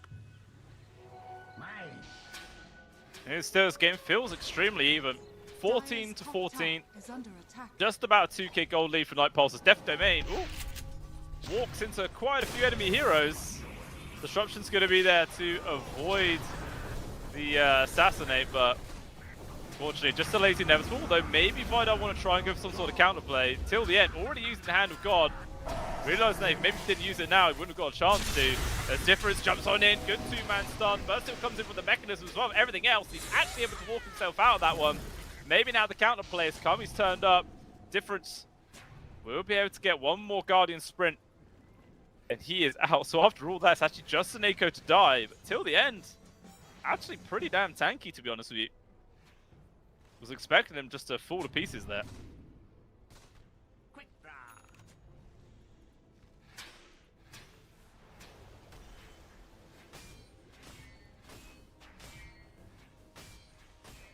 Maid Slayer is online here for Dire's Warwick. middle tower is under attack. Also really good versus the Timber, the Bat, Shadow Demon as well. But Dire's Slardar and middle tower is DK, under attack. they don't really care about it all too much. Radiant structures I are don't mind. fortified.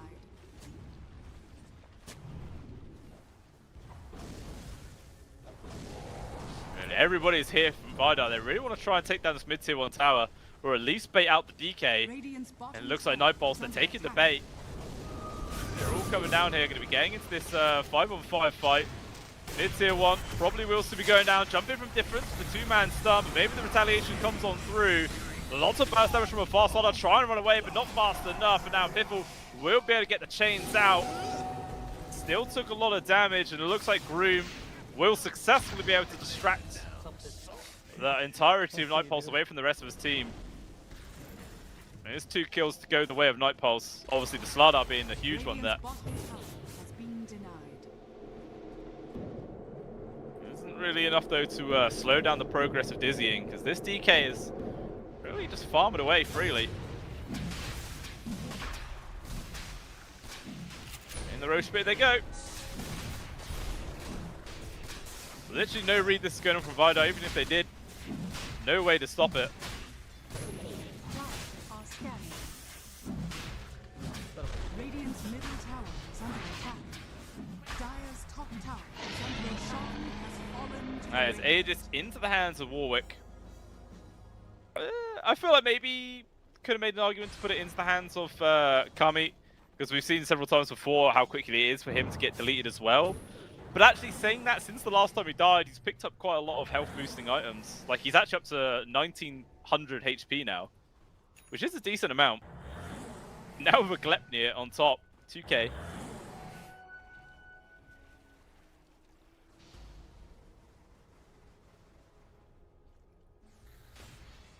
Warwick spots the fact that the regen rune has mysteriously disappeared. Dire's top tower. But they're going for the push up top. Dire's structures Glyph are is there. fortified. You're trying to heal them all up, keep these creeps going for as long as possible. So if you keep their skeletons alive, that's a lot of extra damage. They all add, what, 5 damage each? 3 damage Radiant's each. bottom tower is under attack. Dire's top tower is under attack. There's going to be the smoke play here from V1DAR. They're going to try and come into the back line. So you have to get the jump on 2, stun to 2, focus on towards 2. The burst though coming in from the chin, trying to keep him alive, but still not enough. Now Warwick hit from the ult from the Shadow Demon, trying to do what they can, but they're in kind of disarray here. Look at that burst damage. Triple kill for Dizzying, and everyone on the side of Night Pulse just desperately trying to run away in every single direction they can. Time lapse there from Kami, trying to juke it out. DPing in from the trees. He is fine. But a big old fight there from V1DAR. Taking out 3, only losing 1. Obviously, they would have loved to have got either the Ember or the Weaver to at least get rid of the Aegis, but they'll take it. It's still a big old win. It's like 2,000 gold exchange, 2,000 experience as well. It really does help. But still, this game, like, as soon as one team gets a victory, the other team bounces back, gets a win of their own. Just constantly staying so even.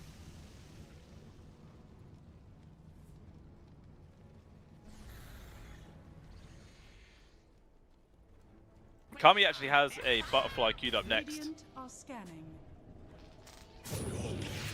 Oh, Fiffle has been caught out. Endless routes, endless control. He is gone. They're going to try and come over towards the Tormentor, where it's getting extremely low. They actually have to jump away. But they are still able to get it just in time. In a couple of seconds longer, that probably would have been a devastating little blow again.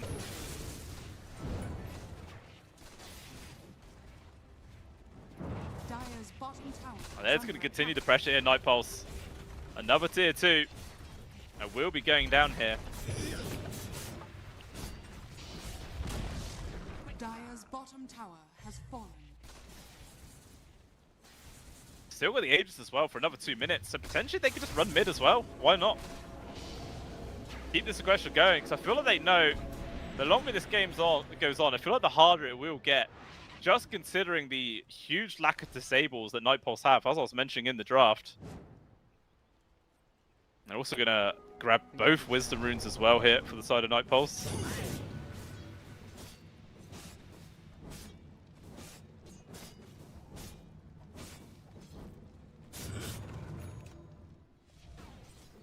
Solar Crest picked up from Janta. Maelstrom online now for Warwick.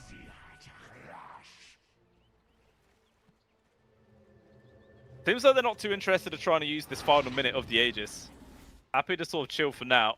We've got more items coming through. BKB now online here for Dizzying, so this DK going to feel much more comfortable just throwing his body there into all these fights. 3,500 HP once he has Armlet activated. He's a tanky boy with like 32 armor as well. Very hard to get this guy down. Double damage empowers me.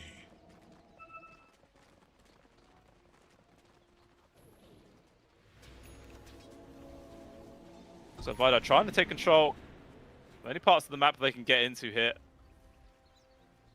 They're going to go for a smoke play, see what they can find. At the same time, Night Pulse, well, they've gone for a smoke of their own, but it's actually underneath an observer ward. They're going to be able to get the advantage here with this jump, Dizzying. So breaks on towards the creeps, onto the hero. Now he's going to find it onto Janta, trying to get the damage barrier. Will he be able to keep himself alive? That is the question. He'll still coming on through, but he's actually groomed to be the first casualty. And now Dizzying has to pop the BKB, but this right clicks are doing so much work. The magic community means absolutely nothing. On the side, Warwick able to pick up Death Domain as well. And if Fiffle trying to run, Glepnir will be able to grab him. Everyone just charging on through another route and another kill for going the way of Night Pulse, and they lose absolutely nothing for that one. Probably going to be a high ground push right now, because why the hell not? And I don't really understand how that went so bad for V1DAR. Like, they saw Night Pulse smoke up, they had all the information to work with, but I don't know, they didn't really get the best jump. They tried to go on towards Janta, but the heals came through. He just concussive grenade himself up to the high ground, just evading everything. Absolutely fantastic fight there from Night Pulse. And as a result, it's an entire set of barracks gone. And it looks like they're going to continue for more. Now going to start knocking on the top tier 3. The Timbersaw is respawning soon. Looks like Warwick has actually just ran back and found Groom. It's just a free kill on the Batrider. And they're still losing their entire base. The cohesion is just vanished here from V1DAR. Like, they started off so damn strong in this game, but in short order, it's just turned to nothing. Their strategy and team cohesion is just turned to mulch in their hands, and unfortunately, it's just looking so hard now to get themselves back into this one. 13k gold behind, 2 full sets of barracks gone. Butterfly just picked up for Kami as well, so even he's going to be far more slippery than usual. Question is, do Night Pulse even feel the need to wait for Roche or to go again? It looks like they want to continue for action as they've gone for a 3-man smoke here. At the same time, V1DAR smoke of their own. Let's see who they find though, that's the big question. They're actually going to run into quite a few people here of Night Pulse. Smokes. Break up on top of the creeps, they see difference.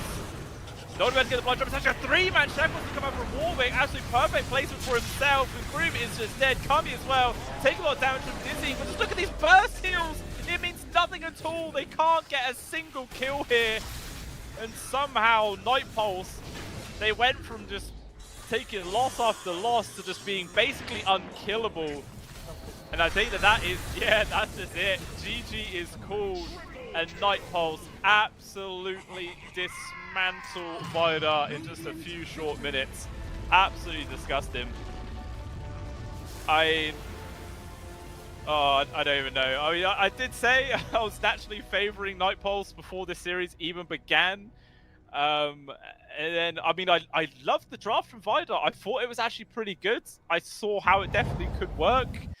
The only thing I wasn't liking was the Batrider pick, and that is purely because they have god-awful win rate on that hero, which is now, by the way, even worse.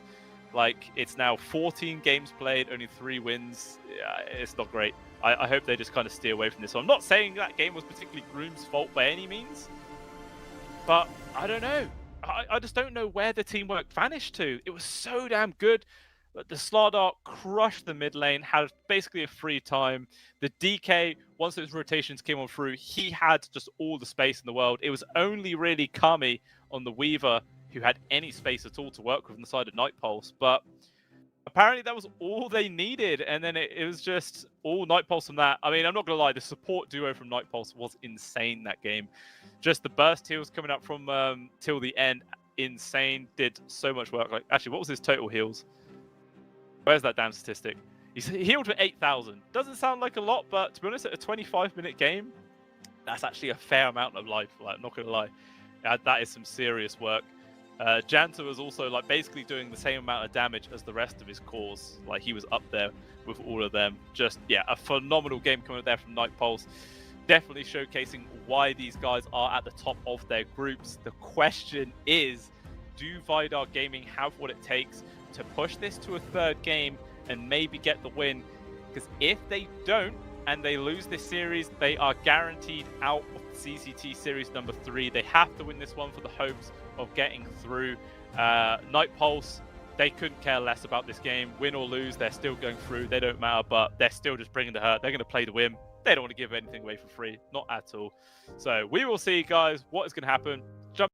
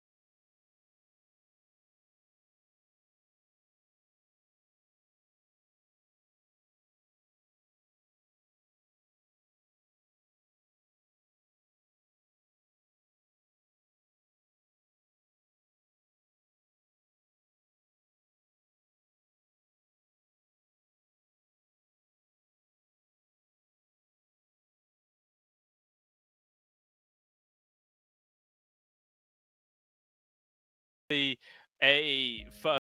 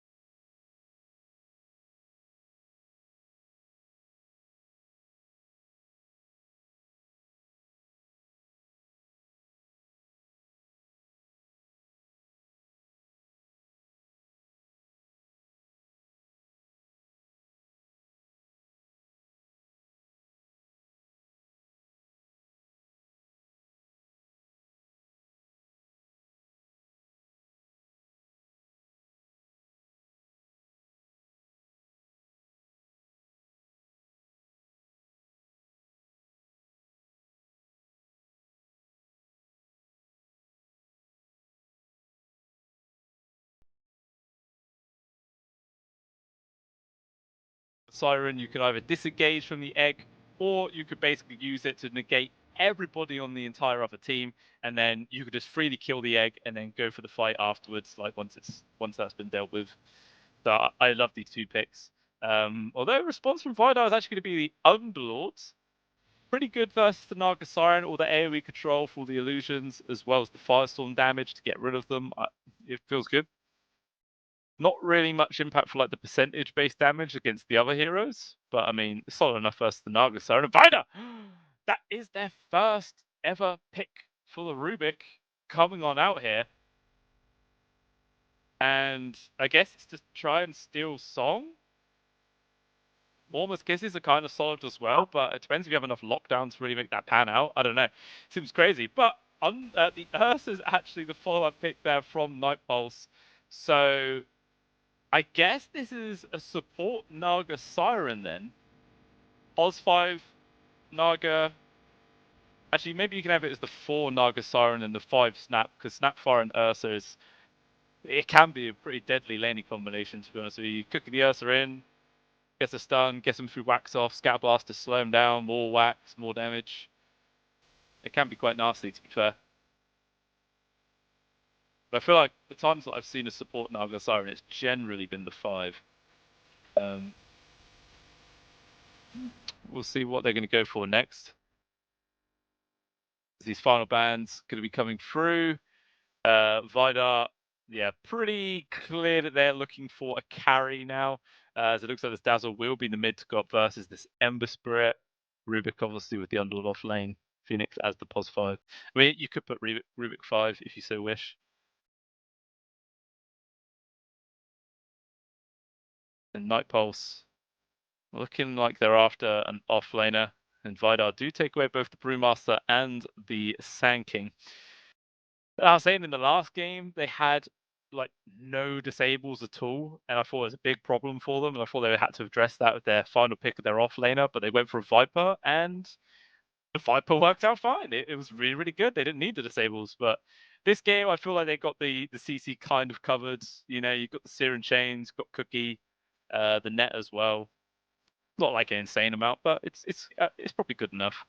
I feel like they probably need some teamfight control though, just to really make this Snapfire pan out a bit more, and maybe combo up with the Naga Siren. So Darkseer perhaps could be a shout for them, or a Magnus maybe. Only thing is, you've got to be careful about the Rubik, of course. I feel like they're possible picks. They could go for them. But it is vital to have the overall last pick off the draft, so I'm going to have that slight advantage here. Really are thinking about this final ban here from Night Pulse. I'm taking away the troll.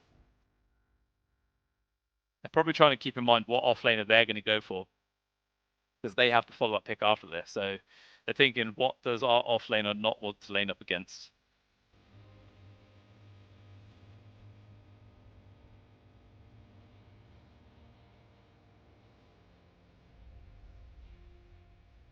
Oh, sure. No, they're really using all their reserve time. They're actually going to remove the Terrorblade and then go in for the Vengeful Spirit. Okay, so it's a good form, extra form of Disable. Safe mechanic as well. People getting absolutely bodied by like the Dazzle or the Underlord. I like it. Feels good. Now V1DAR, their final pick in response.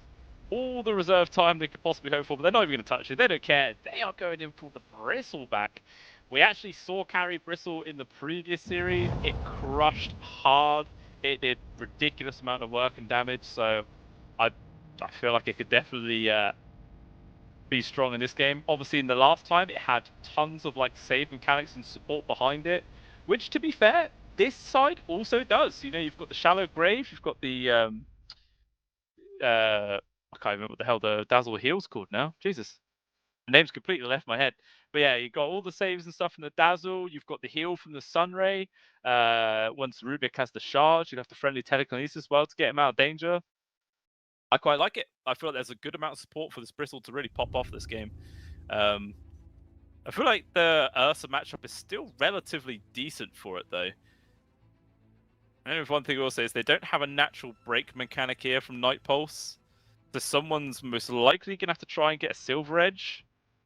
And it will have to be the Ursa. It's not really the best time that an Ursa wants to go for, but when needs must, you know, it's like you've got to have some way of dealing with that. But I mean, I like the lineup here at Night Pulse. It's looking good. I think I'm just going to go back in for them, you know. Don't never like predicting 2-0s, but just from previous experience, from like how Night Pulse have been able to play in this tournament so far, and just how game number 1 went, like how V1DAR had a really solid draft. It felt good. They had a good start, and they still let it slip through their fingers. I don't know. Unless, of course, this Dazzle absolutely pops off here from difference. Maybe I could see V1DAR running away with this one. But at the same time, that is what happened in game number 1. Difference stomped the mid lane, was able to put a lot of pressure onto their own safe lane and make a lot of space for their carry, but it still didn't amount to anything at all. So I don't really know. It's a hard position to be in, but I'm going to go for Night Pulse, and we are going to jump on into this third game, ladies and gentlemen, and see, the second game, sorry, and see what the conclusion of this one is going to be.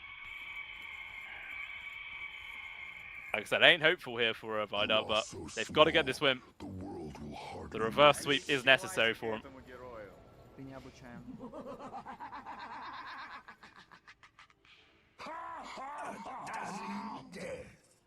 Yeah, good. We see an early pause here.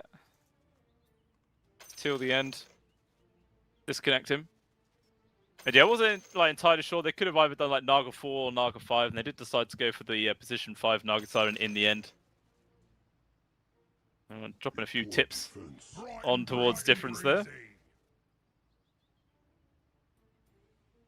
There will be Naga Ursa lane versus the Underlord and Rubik. I suppose if you get quite a few like early levels into the Ensnare, it guarantees some good hits onto onto whoever the hell gets caught from it. Allows the Ursa to really pile on.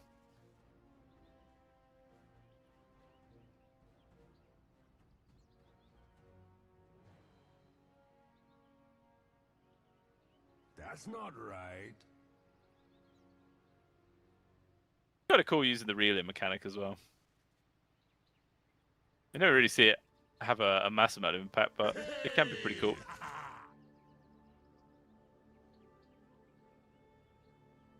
Oh, slightly longer pause here.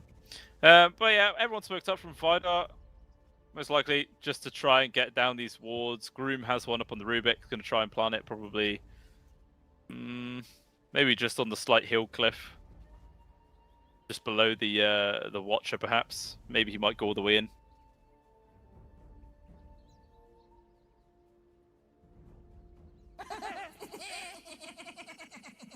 Yeah. Good. Meanwhile, no one from Night Pulse is at all smoked up. No one's even trying to run down to get any sort of deep wards at all. Maybe Jantum, I guess. As the pause is now ending, the game will resume. And maybe V1DAR's actually... I think they were considering going for some sort of aggressive move in towards the dire triangle area there, but they didn't bother. No point. And another pause. Another pause. Pauses the game. Oh dear. So a couple of pauses all coming out from Night Pulse's side. Due to a problem of lag. That is very rough. Sometimes that does happen. Everyone connecting from different countries from all over the place. Can't always guarantee that people have a perfect line into the server. You just hope that it doesn't play a massive impact. Everybody just picking up people's facets.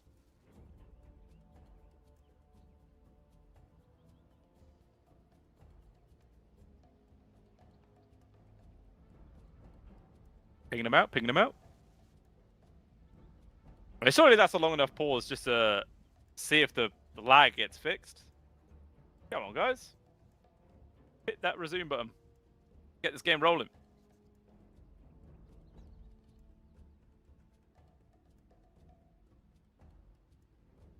Alright, we have a go.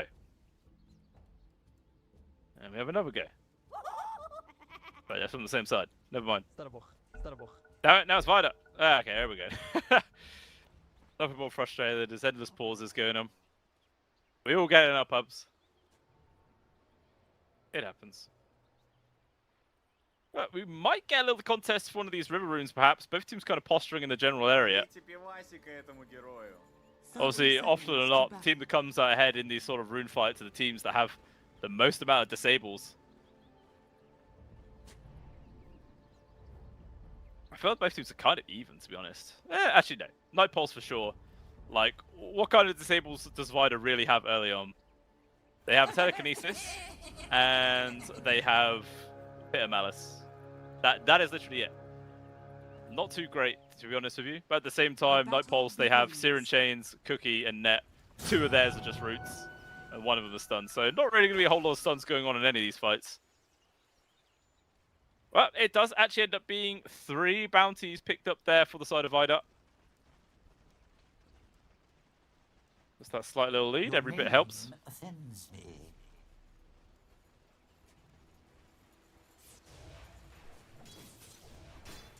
We'll see how this mid lane goes. I'm sure it's just going to be all difference. Just like in game number 1. Yeah. Good. Already got his Shadow Wave, just waiting for Warwick to step too close and then to get burst down. Not even burst down, but just severely hurt. Very frustrating to play against. Yeah. We're at the top till the end. Just going to be trying to be like a thorn in the side of a Fiffle here. Like I said, does have to be careful. The Deluge does do some work, but when you're still stuck between 2 heroes and a whole wave of creeps, you're not really going to die. Well, you will die. Not a good place to be in.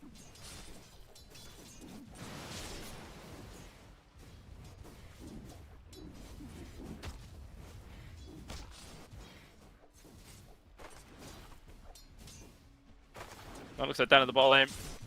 Just going to be a lot of trading of farm as well. Nothing really hindering Dizzying's progress so far. At the same time, Toby's just going to get his CS going as well. It's always the benefit of having 2 ranged against the melee hero. Does make things a lot easier. Oh, trying to make a move down until the end. Technically it's into the pit. It's good damage. Even still, the Naga is going to be able to get themselves out of there. Even Kami playing very aggressive. To the end. Does just get groomed to walk into him, but to be honest, I don't know if that was worth it. Like, he still had just about half the duration left on his Salve. That's a lot of HP he just lost as a result. Although, Kami trying to get aggressive on towards a Viffle. Still a dangerous spot to be in, but in the mid lane, First Blood has been found. Difference able to take down Warwick yet again, just like the first one. It really is just showing, like, surely you can pick your the mid lane that you want to play early on, but you're going to get punished for it. Meanwhile, up top till the end, in danger, just able to get himself outside of the pit before he gets caught. There he walks back into it, trying to get this grab on towards Groom, and it will actually pay off, as Kami does bring that one down. A bit of extra food there for the Ursa bet. But regardless, the big thing being the kill in the mid lane. As Difference, third of the way past his level 4. Meanwhile, Warwick still needs a third of the level to hit his level 4. A pretty big rift. The CS isn't as big as game number 1 though. 16-4 to the 9-2. I'm pretty sure it was even bigger last time, but Radiant structures are fortified. it's just hard. Difference. Just going to continue to run at Warwick past the tier 1 tower. Is Warwick going to die? TP finally coming in. Warwick able to actually juke his way out of that one. Turning around with the chains, and it looks like they're actually going to be able to find the kill on towards Difference. Like, Warwick still has to be careful, but it doesn't matter. Dire's middle tower Over is aggression under there attack. from Difference, getting punished. And Warwick finally bouncing back. He didn't get the kill credit though, and he has no tangos left, no regen. Has to wait 15 seconds for the rune to respawn, and even then, the Dazzle will be alive. Meanwhile, down at the bot lane, Dizzying. Just pushing past the tier 1 tower. Wants to try and get on top of Toby. The Quill Spray, those stacks are wearing off. Still just played so damn aggressive, turning this back to the both of them. It's a lot of damage. Chucks a grenade, another Scout Blast coming through, but those stick charges heals back up pretty quickly. Both sides taking a lot of damage. Up top, Kami now. Even he was able to get himself out of there. Still doing pretty nice in CS though, 25-1, top of the charts for himself, with a kill on top. Means he is definitely top of the net worth.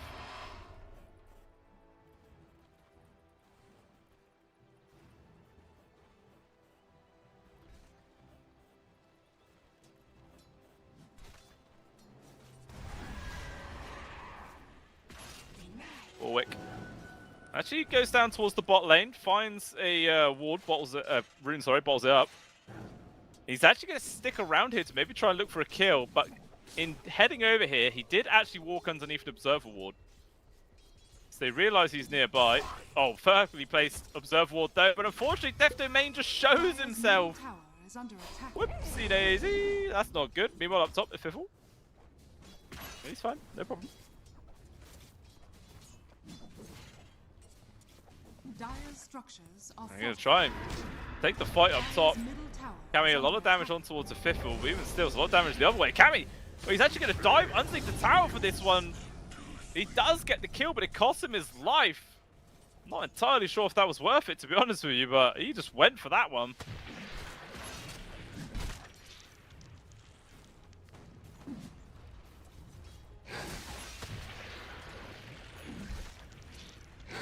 Warwick trying to get as much use out of this space in the mid lane as possible.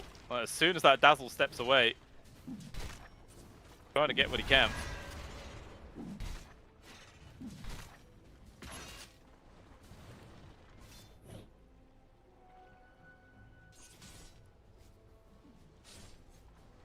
Warwick really just wants to hit his level 6. So about a quarter of the level away. Even up top, lots of pings. It looks like Cammy wants to try and go for a fight on towards the fifth wall here. Telekinesis is constantly chucking him inside these roots. Cammy's actually taking a lot of damage to this one, but one more flurry of hits just going to be enough to get the kill. They take him down. Groom trying to chase after this +1, but now difference after the kill. And just the burst damage there from the Shadow Wave. Easily enough to detect the real Naga. But to be honest, Nightpulse are fine with that trade. Call for a support. But Cammy definitely needs regen. He's extremely low right now.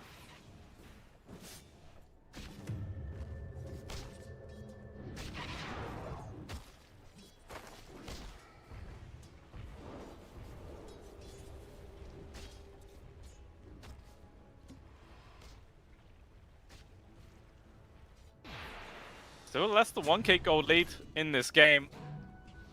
Lots of kills going either way, but no team really able to put a dominant foothold so far. Bottom lane has been extremely quiet. Been a fair amount of damage being chucked around, but nobody really dying down here. I say that. There's some aggression that comes on now. Def Domain actually gets poked and prodded quite a lot. Now, surge forwards. Nobody dies, but again, we look away from the top lane, and that is where the kills are found. It looks like Cammy was able to bring down Groom.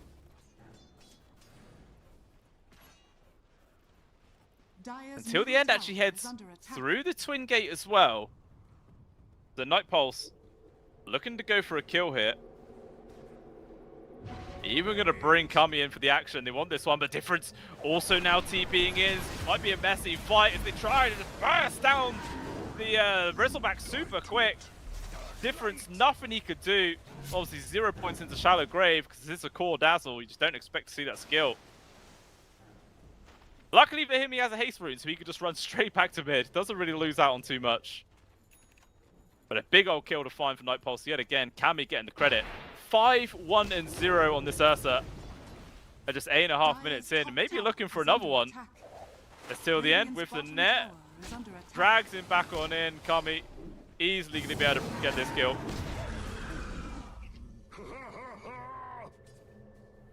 He's really starting to run with this one. 4.4k net worth.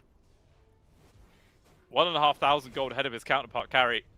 He's going to have that Battlefield in line at a really good time. And meanwhile, looks like Warwick and Toby have found a target. Ooh, a little bit of miscommunication there on the swap as well as the Remnant. But even still, they do find the kill. Just made it look a little bit messy.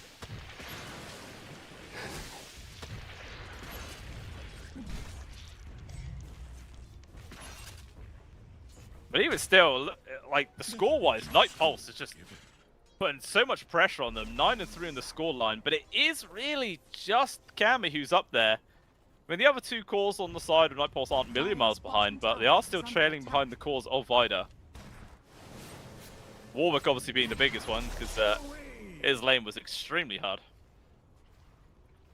But he's finding what space he can. This is the exact same thing that happened in game number 1, and he was still able to find space, get farm going, and become an actual big impact for his team. But he's looking to try and do the same here. 10-minute runes, and it is an invis down at the bot lane.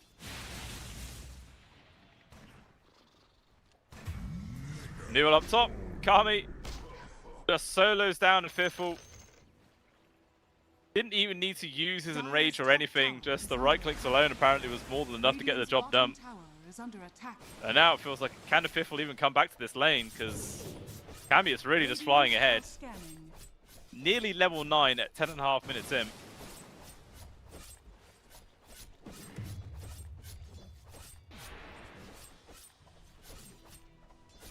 Even till the end, successfully farming up the Radiant jungle. Really just trying to snatch away resources from the hands of V1DAR, and now we're going to get +1 on towards Groom.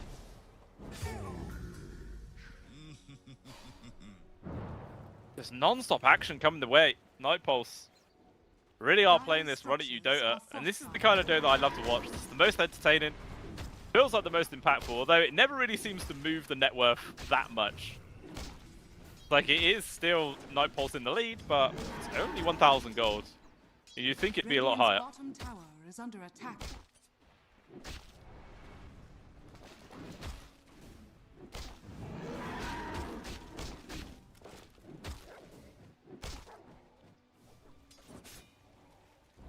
Yeah, only 300 gold. Kami Radiant's bottom tower has will have that Battlefield in line. The rune of Tier 1 tower, the bot lane invisibility. does also drop down. With a bit of extra space there for NP to work with. A difference 900 gold away from his Ags here. And that's probably going to be the big sort of timing for the side of V1DAR to try and make something happen.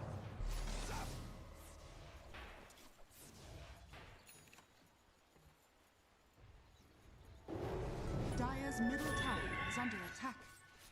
Okay, good rune still there from Def Domain.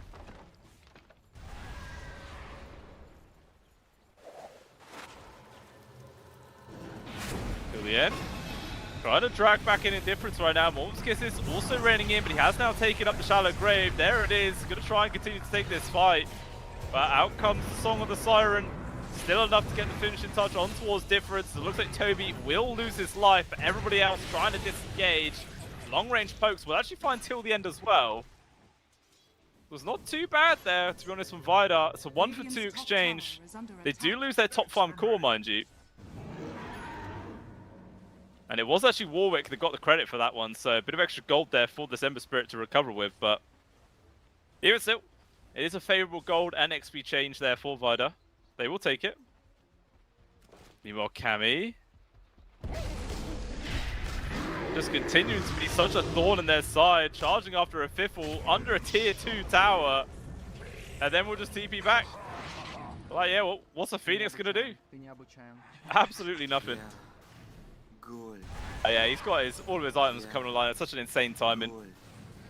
Already got the Battle Fury, Blink Dagger up in just about 1200 gold as well.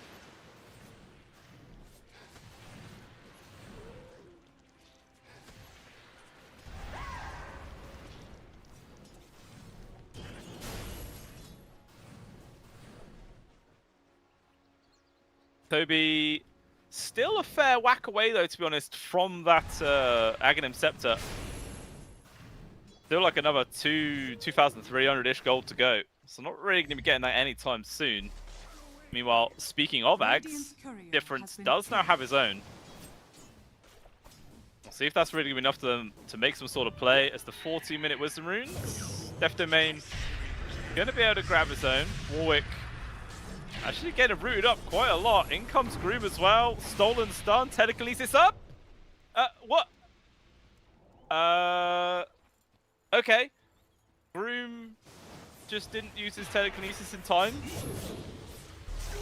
A little bit of a whoopsie there, to be honest. That could have been a really nice free kill on towards Warwick. That would have pushed him back even further in this game, but as it stands, a little bit of luck there for the Ember Spirit. Maybe it was on cooldown by like a few milliseconds. I don't know. I'll give him the benefit of the doubt there.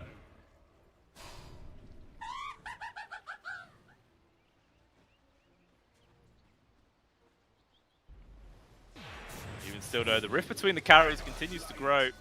Basically 3,000 gold at just 15 minutes in. Kami with a Blink Dagger also coming out on the courier.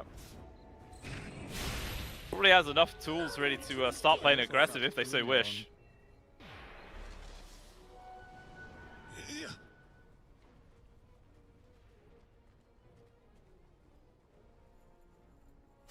Let's see if he does anything with it.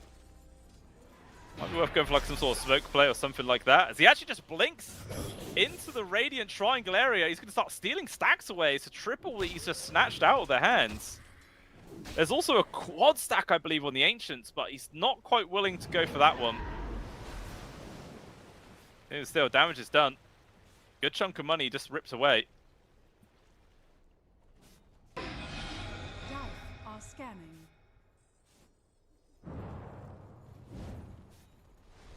Quite a remnant stolen there from Groom. Pretty decent spell to get. Radiant are scanning. Dire. Looks like VIDA are actually going to stack this Ancient one more time. So now, pentastack on the Ancient creeps.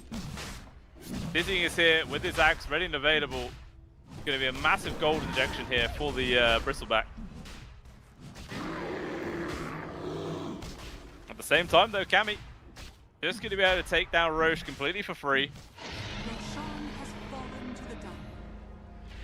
Still holding on to that pretty large net worth lead, and we'll see what he's going to be able to do here with this Aegis. As till the end, just getting slowly burnt from long range. Radiant's Look at bottom Cammy! tower Where's this is guy under going? attack. He's just casually running along the left side there. There's not really anybody near him, like teammate wise. Crazy man. Well, literally every single person with V1DAR is here, so it's a good choice he didn't, and he's actually just going to TP out right now. No reason to hang around in someplace so damn scary.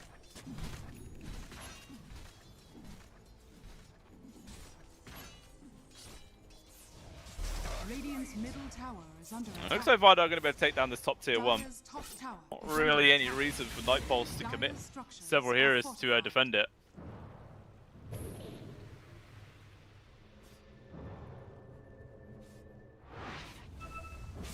Radiant's middle tower is under attack.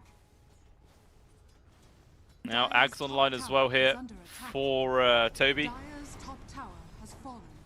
So it really does feel like Night Pulse can just start running at people whenever they want right now. They got all the tools they could possibly hope for. Not really much holding them back. And it looks like V1DAR are going to grant their wish. There's all 5 of them heading towards this mid-tier 1 where the majority of Night Pulse are gathered around.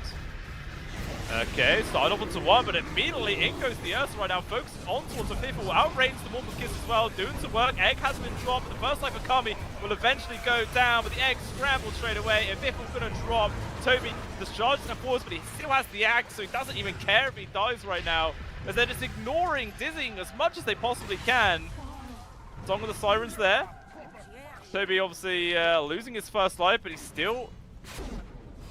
got some action to play. Just swaps him into the arms of Cammy, deleted him down. Multiple buybacks from 2 supports that have continued to take this fight. Good cookies onto Warwick there. Get him out of danger. It will just jump away. Although Toby's illusion left in deep.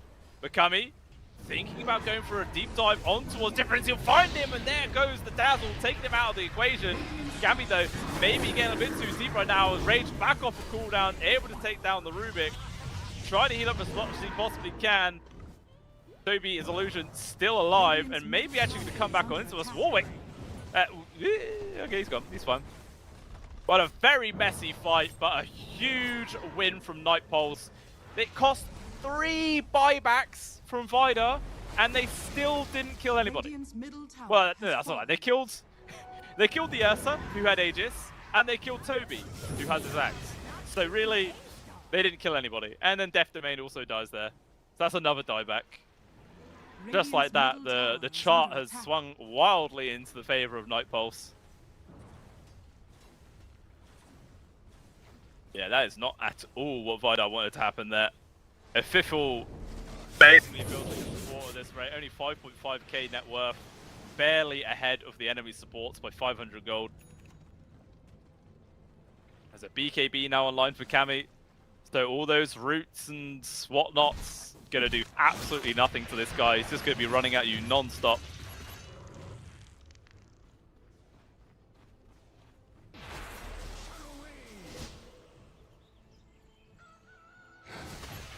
Radiant's bottom tower is under attack.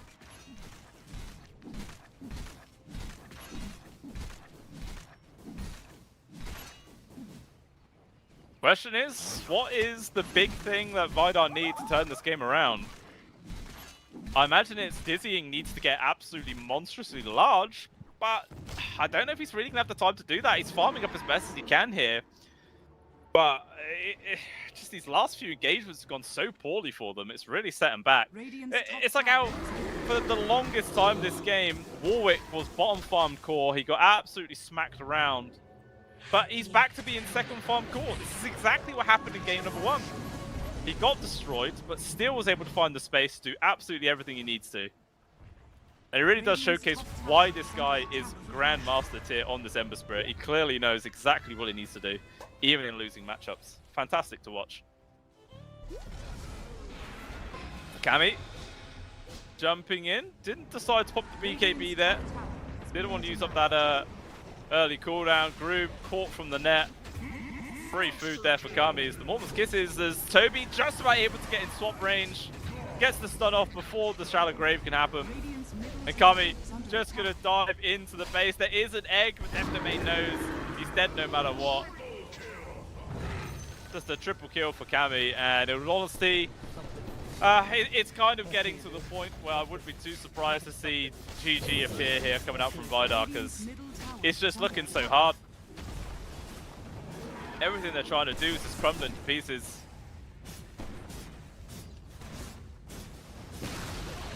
Radiant's middle tower has fallen. Dizzying. Oh, looks like Dizzying was trying to solo the Tormentor, but unfortunately couldn't even manage that one. Ends up just kind of wasting his own time. Very unfortunate to see. Kami looks like he's just going to go and snatch that one away from him.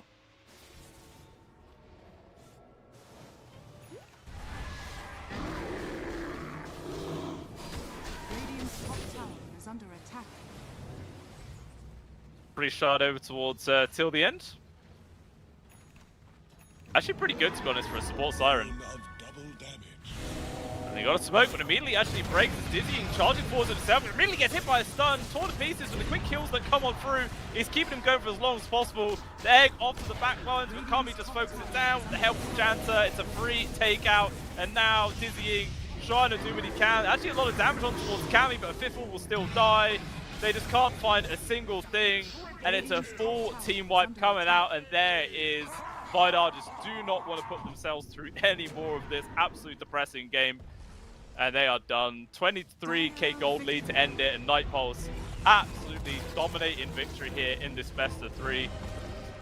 And, you know, it's kind of what we were expecting, just considering how well Night Pulse have been playing so far here in the CCT. Like, they've just been destroying everybody they come across, and unfortunately for Night Pulse, it is no different there. They just couldn't really stand up to it. They definitely put a good showing in game number 1. I 100% could have seen V1DAR actually getting the W there, and, you know, maybe this then would have been a 3-game series, but unfortunately, they just couldn't quite hold on to what they had. They let it slip through their fingers. And in game number 2, it just didn't really feel like they had a foothold at all. I mean, once again, different smash the mid. Absolutely crushed the mid lane. But again, the Ember Spirit was still able to find farm. He still became an effective hero. He even ended it 6-1-11 on the Ember. So it just shows you, even if you absolutely crush the lane, you can't count this guy out. He's an absolute monster. So well played there to Night Pulse. Much deserved victory. They do end the groups 4-0. Which we might be able to get a look at if the graphic is ready. We have a look to see where all those standings are currently sat, and then yeah, we'll show where everybody is. As yeah, the standings for Group B, obviously this one, Night Pulse top of the chart, literally undefeated in every single game, just doing everything, just easy. It was just easy. Meanwhile, for the side of V1DAR, I think that actually needs to be updated still, because they are now 1-3. I think that's only 1-2, and they can't qualify now, unfortunately. Unless I'm mistaken, they still do have one more game to play. No, they don't, unfortunately. Actually, that one win